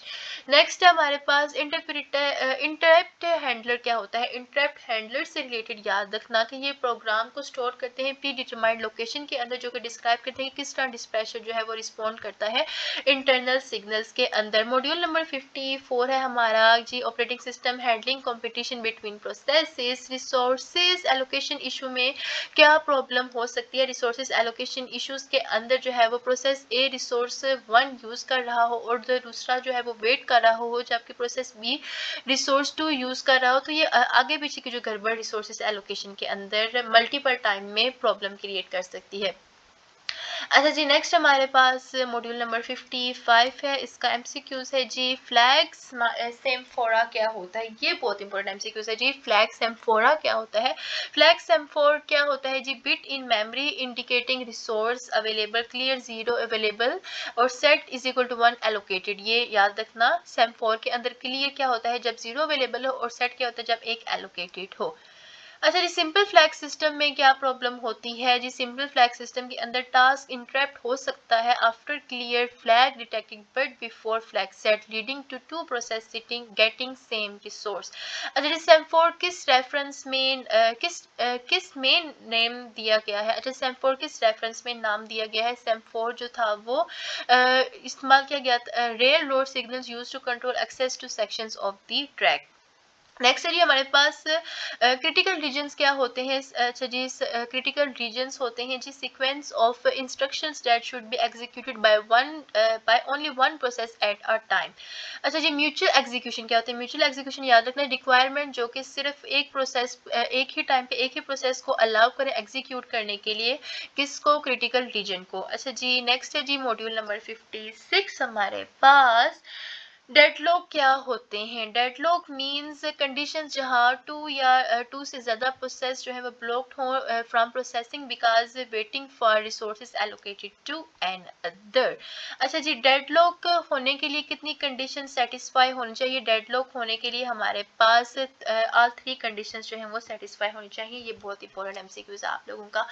Next है जी डेडलॉक की 3 कंडीशंस क्या हैं? ये तो बहुत ही ज्यादा इंपॉर्टेंट एमसीक्यूज है। डेडलॉक की 3 कंडीशंस याद रख लो। पहली है competition for non shareable resources, दूसरी है resources requested on partial basis और तीसरी है once allocated resource can not be forcibly retrieved. Spooling क्या होती है जी? स्पूलिंग क्या होती है? Spooling means non shareable resources जो कि शेयरेबल बनाने की टेक्निक कहलाती है। यानी कि नॉन एबल शेयर रिसोर्सेज को शेयरेबल रिसोर्सेज में बनाना क्या कहलाता है? स्पूलिंग। नेक्स्ट हमारे पास इंपॉर्टेंट एमसीक्यूज है हमारा जी फ्रॉम मॉड्यूल नंबर 57 से। सुपर यूजर क्या कर सकते हैं? सुपर यूजर क्या होते हैं जी? हाईली प्रिविलेज्ड एक्सेस इनके पास होती है। ओएस सिटिंग चार्ज कर सकता है और क्रिटिकल सॉफ्टवेयर को मॉडिफाई कर सकता है। अदर यूजर्स प्रिविलेज एडजस्ट कर सकते करता है। नेक्स्ट है जी ऑडिटिंग सॉफ्टवेयर क्या करता है। ऑडिटेड सॉफ्टवेयर क्या करता है, रिकॉर्ड और एनालाइज करता है एक्टिविटीज कंप्यूटर सिस्टम के अंदर और डिटेक्ट करता है डिस्ट्रक्टिव बिहेवियर को। कौन, ऑडिटर। अच्छा जी स्निफिंग सॉफ्टवेयर क्या होता है, ये बहुत ज़्यादा इंपॉर्टेंट है जी। स्निफिंग क्या होता है, सॉफ्टवेयर जो कंप्यूटर पर रनिंग रहता है, स्निफिंग कहलाता है, एक्टिविटीज को रिकॉर्ड करता है और बाद में इंस्ट्रक्टर को रिपोर्ट करता है। कौन, स्निफिंग।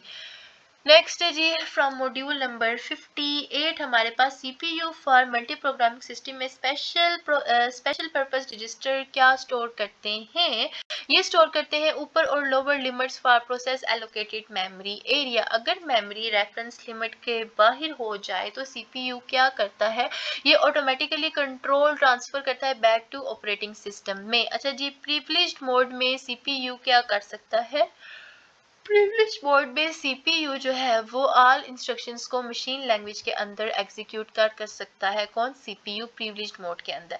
अच्छा नॉन प्रिविलेज मोड में सीपीयू क्या कर सकता है, अच्छा आगे प्रिविलेज था ना, अब नॉन प्रिविलेज है। नॉन प्रिविलेज में क्या होता है कि लिमिटेड लिस्ट एक्सेप्टेबल इंस्ट्रक्शंस होती है, प्रिविलेज इंस्ट्रक्शंस नहीं एग्जीक्यूट हो सकते। लेकिन सीपीयू इनिशियली टर्न ऑन होते वक्त किस मोड में होता है, सीपीयू टर्न ऑन होते वक्त नॉर्मली प्रिविलेज्ड मोड के अंदर होता है। ये बड़ा एमसीक्यूज इंपॉर्टेंट था। अच्छा जी पीएएन का फुल फॉर्म, ये तो जरूर ही याद रख लो। पीएएन की फुल फॉर्म होती है पर्सनल एरिया नेटवर्क। फर्ज करें डियर स्टूडेंट्स के फर्ज कर लिए। अच्छा जी फर्ज करें, क्या फर्ज किए, फर्ज करें कि यही एमसीक्यूज आपके पेपर में आ जाए और इस वक्त जस्ट आप लोग एमसीक्यूज को देख रहे हो, फोकस नहीं कर रहे हो, तो उस वक्त अगर ना एमसीक्यूज ठीक लगा के आए तो पछताओगे ना कि काश उस वक्त फोकस से पढ़ लेते तो ठीक आंसर लगा के आते। तो मैं बार बार इसीलिए कह रही हूँ कि फुल फोकस से सारे एमसीक्यूज इसको देखो, ये बहुत ज़्यादा इंपॉर्टेंट है। सारे एमसीक्यूज इसको ध्यान से सुनो और याद करके जाओ, ठीक है। नेक्स्ट है जी LAN का फुल फॉर्म क्या है, लोकल एरिया नेटवर्क। ये local area network computer science और आईटी वाले आगे बहुत ज्यादा पढ़ेंगे जी लोकल एरिया नेटवर्क को। अच्छा जी नेक्स्ट है वन का फुल फॉर्म, ये भी बहुत ज्यादा इंपॉर्टेंट है, wide area network. LAN long start for local area network और वन start for wide area network, ये बहुत ज्यादा इस्तेमाल होगा। अच्छा जी ओपन नेटवर्क क्या होता है, ओपन नेटवर्क आप लोगों को पता होना चाहिए, नेटवर्क जिसका internal operation design public domain में हो ओपन नेटवर्क कहलाता है। अच्छा जी बस टोपोलॉजी में मशीन्स कैसे कनेक्ट होती हैं, बस टोपोलॉजी के अंदर मशीन्स जो है वो all connected to common communication line called बस कहलाती है। अच्छा ये ना लाइक पर्सनली मैं कहना चाहूँगी कि ये CS101 जो है ना, ये हकीकत में CS101 पहले सेमेस्टर में नहीं होना चाहिए था, ये CS101 लास्ट सेमेस्टर में, हर स्टूडेंट के लास्ट सेमेस्टर में होना चाहिए था, क्योंकि इसमें ना कंप्यूटर से रिलेटेड जितना भी डेटा है ना वो उन लोगों ने ना आपको एक ही सेमेस्टर के अंदर प्रोवाइड कर दिया हुआ है। और बहुत स्टूडेंट्स होते हैं ऐसे जो कि बिल्कुल कंप्यूटर में बेसिक भी आते हैं और इतना उन्हें नहीं पता होता जो आप लोग थोड़ा थोड़ा बेसिक उन्हें बता रहे होते हो। तो अगर मैं लाइक पर्सनल मशवरा वीयू वालों को देना चाहूँ तो ये CS101 फर्स्ट सेमेस्टर में नहीं लास्ट सेमेस्टर में होना चाहिए था, बच्चों के तमाम कॉन्सेप्ट्स को रिवाइज करवाने के लिए। ये थोड़ा सा ना लाइक मैं वीयू से सेटिस्फाइड नहीं हूँ कि ये फर्स्ट सेमेस्टर नहीं होना चाहिए, फर्स्ट सेमेस्टर में नहीं होना चाहिए था ये सब्जेक्ट लास्ट सेमेस्टर में होना चाहिए था। तो आप लोग इसमें अच्छा जो था ना अपना जीपीए अचीव कर पाते, पर चलो हम क्या कह सकते हैं, I am not a Vu teacher. अच्छा जी नेक्स्ट है जी प्रोटोकॉल्स क्या होते हैं, प्रोटोकॉल्स क्या होते हैं जी, protocol rules by which network activities are connected, ठीक है। नेटवर्क एक्टिविटीज कनेक्टेड कहलाती हैं, जिन रूल्स के थ्रू वो प्रोटोकॉल्स कहलाते हैं। प्रोटोकॉल्स रूल्स हैं जो नेटवर्क एक्टिविटीज को कंडक्ट करते हैं। इथरनेट बस नेटवर्क में ट्रांसमिशन कंट्रोल के लिए कौन सा प्रोटोकॉल यूज किया जाता है, ये बहुत इंपॉर्टेंट, तो याद रखना इथरनेट बस नेटवर्क के लिए हम लोग CSMA या CD का इस्तेमाल करते हैं। नेक्स्ट है CSMA CD में कोलिजन डिटेक्ट होने पर क्या होता है, CSCD में कोलिजन डिटेक्ट होने पर बोथ मशीन्स पल्स जो है वो पल्स हो जाती हैं फॉर ब्रीफ ज़्यादा टाइम के लिए और independently random period before trying again होता है। अच्छा जी वायरलेस नेटवर्क में CSMA CD क्यों यूज नहीं होती, वायरलेस के अंदर CSMA CD का इस्तेमाल इसलिए नहीं होता क्योंकि मशीन डिटेक्ट नहीं कर सकती ट्रांसमिशन कोलाइड हो रही होती है। नेक्स्ट है CSMA की फुल फॉर्म, ये तो कुछ ज़्यादा ही इंपॉर्टेंट है ना भाई, इसको तो याद कर ही लो ना। CSMA की फुल फॉर्म है हमारे पास carrier sense multiple access with collision avoidance. Dear students, अगर अब भी इतनी आप लोगों के हेल्प के बावजूद आप लोग इस चैनल को सब्सक्राइब किए बगैर जाते हो तो it's truly so unfair, literally so unfair. इस वक्त रात के 2 बज रहे हो, मैं आप लोगों की हेल्प कर रही हूँ, तो फॉर माई मोटिवेशन प्लीज़ जो है वो चैनल को सब्सक्राइब करके जाना, ताकि मुझे भी कुछ हासिल हो आप लोगों की हेल्प करने से, ठीक है। अच्छा जी भाई, मुझे बेसिकली जो चाहिए आप लोगों की हेल्प करने से वो यही है कि मेरी वीडियो से जो स्टूडेंट फ़ायदा उठाएं उन्हें ज़रूर फ़ायदा हो, जो मेरी वीडियोस देखें वो अच्छे मार्क्स लेके पास हो जाए, मुझे बेसिकली ये चाहिए। और मेरी दुआ है कि आप लोग सारे ही CS101 का ये सब्जेक्ट पास कर दो इस पूरी वीडियो को देखने से, ये मुझे ज़रूर चाहिए। अच्छा जी, नेक्स्ट है मॉड्यूल नंबर हमारा 61 to 70, networking and internet combining network. Repeater क्या होता है? रिपीटर जी, रिपीटर नहीं कि हम लोगों ने एमसीक्यूज को रिपीट करना है, रिपीटर होता है इंटरनेट के अंदर कुछ खास। Repeater mean device that connect करती है दो बसेस को, दो दूसरी बसेस नहीं, ये इंटरनेट के अंदर बस होती है, ठीक है। एम्पलीफाई सिग्नल्स को without considering meaning of signals. Bridge repeater से किस तरह डिफरेंट होता है? ब्रिज में क्या होता है कि ब्रिज डेस्टिनेशन होती है। रिपीटर क्या होता है जी? रिपीटर हमारा कनेक्ट कर रहा होता है दो बसेस को, यानी कि एक चीज को दूसरी चीज के साथ, तीसरी चीज के साथ। और ब्रिज क्या होता है? ब्रिज फाइनल डेस्टिनेशन होती है, सिंपल। नेक्स्ट है हमारे पास स्विच क्या होता है। अब स्विच का भी नहीं पता आप लोगों को, स्विच क्या होता है जी? स्विच होता है bridge with multiple connections allowing connections of several buses is called the switch. Router क्या होता है? रूटर जी हमारे पास नेटवर्क कनेक्ट करता है, जब हम लोग अलाउ कर रहे हो हर नेटवर्क को कि वो मेंटेन करे अपनी यूनिक इंटरनल कैरेक्टरिस्टिक। गेटवे क्या होता है? ये देख लो, हर एमसीक्यूज जो मैं रीड कर रही हूँ ना कितना इंपॉर्टेंट है। मैं बार बार कह रही हूँ कि dear students, lesson number module number 40 से 80 पे ना जरा माइंड को फ्रेश रख के सुनना, सारे खुद याद करना, सारे खुद फोकस से सुनना, क्योंकि जब पेपर आए तो ये ना हो सप्ली आ जाए जी फोकस नहीं रखा था। फोकस रखो, प्लीज फोकस रखो। मैं इतनी हेल्प कर रही हूँ तो आप लोगों को भी हेल्प करनी चाहिए ना मेरी, कि आप लोग फुल फोकस रखो ताकि मेरे स्टूडेंट्स अच्छे मार्क्स लेके पास होके आए। अच्छा जी, गेटवे क्या है? गेटवे जी मीन पॉइंट जहां एक नेटवर्क इंटरनेट से लिंक्ड होता है, passage way between network and outside world. अच्छा जी, नेक्स्ट है हमारे पास इंटर प्रोसेस कम्युनिकेशन क्या है? Inter process communication means communication किन के दरमियान, प्रोसेस ऑन डिफरेंट कंप्यूटर्स और सेम मशीन्स विया टाइम शेयरिंग मल्टीटास्किंग। नेक्स्ट है हमारे पास क्लाइंट सर्वर मॉडल में क्लाइंट क्या करता है? क्लाइंट सर्वर मॉडल के अंदर क्लाइंट कर रहा होता है, प्रोसेस करता है, जो कि बनाता है रिक्वेस्ट को दूसरे प्रोसेस की तरफ। इतना आसान सा काम कर रहा होता है। क्लाइंट सर्वर मॉडल में सर्वर क्या करता है? अब जरा जरा जरा जरा फोकस देखो, ठीक है। क्लाइंट सर्वर में क्लाइंट क्या करता है? Process that makes request for other process. और क्लाइंट सर्वर में सर्वर क्या करता है? सर्वर करता है प्रोसेस जो कि सेटिस्फाई करता है रिक्वेस्ट मेड बाय क्लाइंट्स, ठीक है। क्लाइंट की तरफ से जो रिक्वेस्ट बनाई जाए ना वो हैंडल कौन करता है? सर्वर। ये सर्वर और क्लाइंट का फर्क ना जरूर याद रख के जाना। नेक्स्ट है P2P model client server model किस तरह डिफरेंट होता है? P2P में प्रोसेस एक दूसरे को सर्विस प्रोवाइड करते हैं और रिसीव करते हैं, सर्वर कंटिन्यूसली एग्जीक्यूट नहीं करता। अच्छा जी, स्वार्म क्या होता है? स्वार्म इंडिया का लफ्ज नहीं है, इंडियन लफ्ज लग रहा है। स्वार्म होता क्या है जी? Swarm collection of Pir participating in file distribution. इसका स्वार्म इतना सिंपल था। अच्छा जी, डिस्ट्रीब्यूटेड सिस्टम क्या होता है? Distributed system means software system consisting of units that execute as process on different computers. Cluster computing क्या होता है जी? Cluster computing means a distributed system where many independent computers work closely together to provide computation comparable to large machines. Cloud computing क्या होता है जी? Cloud computing means huge pools of shared computers on network allocated for use by clients as needed. अच्छा जी, tyre 1 ISPs क्या होते हैं? Tier 1 ISPs means very high speed high capacity international ones होते हैं। Backbone जो होता है ये इंटरनेट का कौन? Tyre 1 ISP। इंपोर्टेड एमसीक्यूज है जी। अच्छा जी, एक्सेस ISP टायर 3 ISP क्या होता है? एक्सेस ISP याद रखना, independent internet operated by signal authority supplying internet access to homes and business. अच्छा, मैंने टारगेट तो ये लिया था कि मैं ना आप लोगों को एक ही वीडियो में 82 लेक्चर्स कन्वर्ट करवाऊंगी। अब पता नहीं मेरे लैपटॉप लैपटॉप में इतनी लॉन्ग वीडियोस रिकॉर्ड हुई होगी कि नहीं हुई होगी, ये मुझे ना अभी रिकॉर्ड करते हुए याद आया। तो होप सो सारी ही वीडियो रिकॉर्ड हुई होगी 2 घंटे की, पता नहीं इतनी मेमोरी है, यानी पहली वीडियो मेरी ऐसी है 1 साल की में कि मैं CS101 पे सारे मॉड्यूल एक ही लेक्चर में कवर करवा रही हूँ। अच्छा जी, एंड सिस्टम क्या होते हैं? And system means devices that individual use करते हैं कनेक्ट करने के लिए, एक्सेस करने को, किसको? आईएसपीस को, यानी कि laptops, PCs, phones, cameras and etcetera.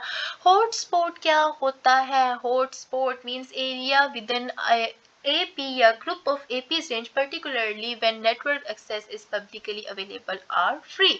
अच्छा जी, IP एड्रेस क्या है? IP एड्रेस बहुत ज़्यादा इंपॉर्टेंट है, इसको तो आगे डिटेल में पढ़ोगे ना आप लोग। IP एड्रेस क्या होती है जी? IP address unique identifier address होता है, हर कंप्यूटर को इंटरनेट में असाइन करता है। IP एड्रेस यानी कि आप लोग अभी लेट्स सपोज बैठे हुए हो कश्मीर में और लाहौर में बैठा बंदा आपकी लोकेशन डिटेक्ट कर सकता है कि आप लोग इस वक्त कश्मीर में बैठे हुए हो, कैसे? IP एड्रेस के थ्रू।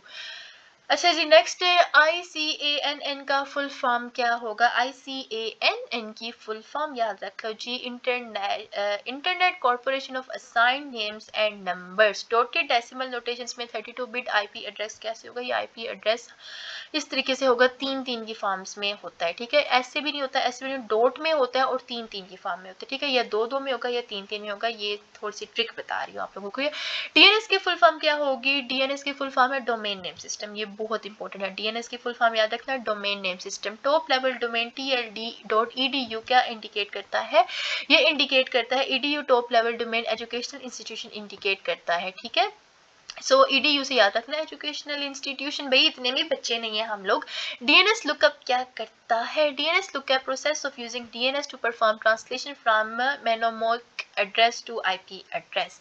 नेक्स्ट है जी, VoIP का फुल फॉर्म क्या होता है? VoIP की फुल फॉर्म है वॉइस ओवर इंटरनल प्रोटोकॉल। जैसे कि अभी मैं वॉइस ओवर कर रही हूँ ना, तो वॉइस ओवर इंटरनल प्रोटोकॉल क्या कहलाता है? VoIP। V फॉर याद रखना वॉइस, ठीक है? अच्छा जी, स्ट्रीमिंग क्या होता है? ये बड़ा इंपॉर्टेंट है। स्ट्रीमिंग क्या होता है जी? Transporting audio and video across internet in real time is called the streaming. अच्छा जी, SMTP की फुल फॉर्म क्या होती है? SMTP की फुल फॉर्म होती है हमारे पास simple mail transfer protocol. MIME क्या होता है? MIME मतलब converts non ASCII to SMTP compatible form. POP3 की फुल फॉर्म क्या होगी? याद रखना, POP3 की फुल फॉर्म होती है post office protocol variant 3। Next है IMAP का फुल फॉर्म क्या होता है? IMAP की फुल फॉर्म होती है हमारे पास इंटरनेट मेल एक्सेस प्रोटोकॉल। देखो जस्ट हमारे पास लास्ट 10 लेक्चर्स हो गए हैं एक ही वीडियो में। एक ही वीडियो में मैंने अपने 81 लेक्चर्स 81 मॉड्यूल्स कवर करने का टास्क कंप्लीट कर दिया। और ये वीडियो जिसने पूरी देख ली है ना, जो यहाँ तक आ गया ना, मैं उसको मुबारकबाद देती हूँ कि आपको CS101 की अच्छी तैयारी हो गई है। अच्छा जी, HTML में इंचोर टैग्स कौन से होते हैं? HTML में इंचोर जो टैग्स होते हैं वो होते हैं इस तरीके से, A एंड देन इस तरीके से। आप लोग ये थोड़ी ना सिंबल रट्टा लगा लो। नेक्स्ट हमारे पास हाइपरलिंक बनाने के लिए इंचोर टैग में कौन सा पैरामीटर यूज होता है? इंचोर टैग में हाइपरलिंक बनाने के लिए HREF यानी कि हाइपर की फुल फॉर्म याद रख लेना, ठीक है? HREF, H से जो स्टार्ट हो। नेक्स्ट हमारे पास है इमेज टैग। HTML में कौन सा इस्तेमाल होता है? HTML टैग इस्तेमाल होता है इमेज के लिए, इमेज स्क्रीन SCRS आगे, ये आप लोग टैग याद रख लो, ठीक है? ये थोड़ा रट्टा लगाने वाली चीज है। नेक्स्ट है जी, इमेज टैग में SCR का क्या मतलब होता है? Source indicate source of image to be displayed is called SRC। Next है हमारे पास XML के फुल फॉर्म क्या होती है? XML की फुल फॉर्म होती है हमारे पास एक्सटेंसिबल मार्कअप लैंग्वेज। नेक्स्ट है हमारे पास XML और HTML में क्या फर्क होता है? XML सिमेंटिक एम्फेसाइज करता है, जबकि HTML जो है वो अपीयरेंस को एम्फेसाइज करता है, ठीक है? सिमेंटिक्स कौन करता है? XML। और अपीयरेंस को कौन करता है? HTML। इंपॉर्टेंट, ये बड़ा इंपॉर्टेंट MCQ है। अच्छा जी, सिमेंटिक टैग्स का क्या बेनिफिट होता है। सिमेंटिक टैग्स क्या करते हैं, सर्च इंजन को सर्च इंजन रिसीव्स को आइडेंटिफाई कर सकते हैं जो कंटेन और do not contain certain ingredients में फर्क वाज़ह करते हैं। Layered approach of internet from the module number 79, we are so close.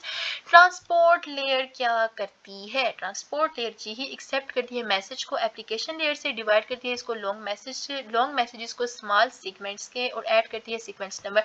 Transport layer, physical layer, application layer, data layer, ये आगे जाके बहुत पढ़ोगे आप लोग। नेक्स्ट है हमारे पास पैकेट्स क्या होते हैं जी। पैकेट्स यही होते हैं ना कि जिसमें हमारी चीज़ पड़ी होती है, उसके पैकेट को खोलो चीज़ खा लो। नहीं भाई, इंटरनेट में पैकेट्स कुछ और होते हैं।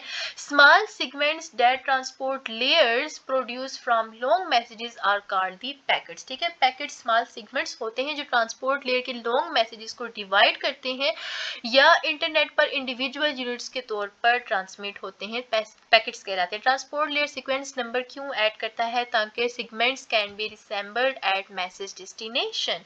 नेक्स्ट है जी हमारे पास from module number 79, network layer क्या करता है। नेटवर्क लेयर क्या करता है जी, नेटवर्क लेयर डिसाइड करता है कि किस डायरेक्शन में पैकेट जो है वो सेंड होना चाहिए at each step along packets part through out the internet. Router पर कौन सी लेयर प्रेजेंट होती है, ये बड़ा इंपॉर्टेंट एमसीक्यू है जी। राउटर के ऊपर हमारी कौन सी लेयर इस्तेमाल होती है, only link and network layer. ठीक है, लिंक और नेटवर्क, लिंक होता है, लिंक लेयर नहीं है, नेटवर्क लेयर। ठीक है, लेयर है। उसके बाद जी लिंक लेयर, सॉरी लिंक भी लेयर ही है, लेकिन लिंक लेयर इतना आप लोग इस पे इतना पढ़ोगे नहीं। ठीक है, सिर्फ नेटवर्क लेयर और only link and network layer इस्तेमाल होती है। अच्छा जी, लिंक लेयर क्या करती है, लिंक लेयर रिस्पॉन्सिबल होती है ट्रांसफर करने के लिए पैकेट्स को, डील करती है communication details particular to individual network. Port number क्या होते हैं, यूनिक नंबर्स जो कि आइडेंटिफाई किए जाते हैं कि विच यूनिट, कौन सा यूनिट एप्लीकेशन लेयर के साथ रिसीव होना चाहिए इनकमिंग मैसेज आते हुए मैसेज से। HTTP सर्वर यूजुअली कौन से पोर्ट नंबर पर सुनता है, ये तो कुछ ज्यादा इंपॉर्टेंट है। HTTP सर्वर यूजुअली आमतौर पर 80 पोर्ट 80 पर जो है वो सुनता है। ये इंपॉर्टेंट एमसीक्यूज था। So here is it. एक ही वीडियो में मैंने आप लोगों के मॉड्यूल नंबर 1 से 81 तक के तमाम मॉड्यूल कवर कर दिए और जिसने ये वीडियो पूरी देख लिया ना उसका पेपर बहुत अच्छा होगा इंशाल्लाह। और मेरी दुआ भी है कि आपका CS 101 का पेपर बहुत अच्छा हो, आप अच्छे मार्क्स लेके पास हो जाओ। तो इंशाल्लाह मिलेंगे नेक्स्ट वीडियो में। मेरी और आपकी जर्नी आपके पहले सेमेस्टर से लेके एंड तक के सेमेस्टर्स में बनी रहेगी, क्योंकि मैंने सारे ही सब्जेक्ट्स के ऊपर वीडियो अपलोड करती हूँ और आप लोग ज़रूर कोई ना कोई देखोगे।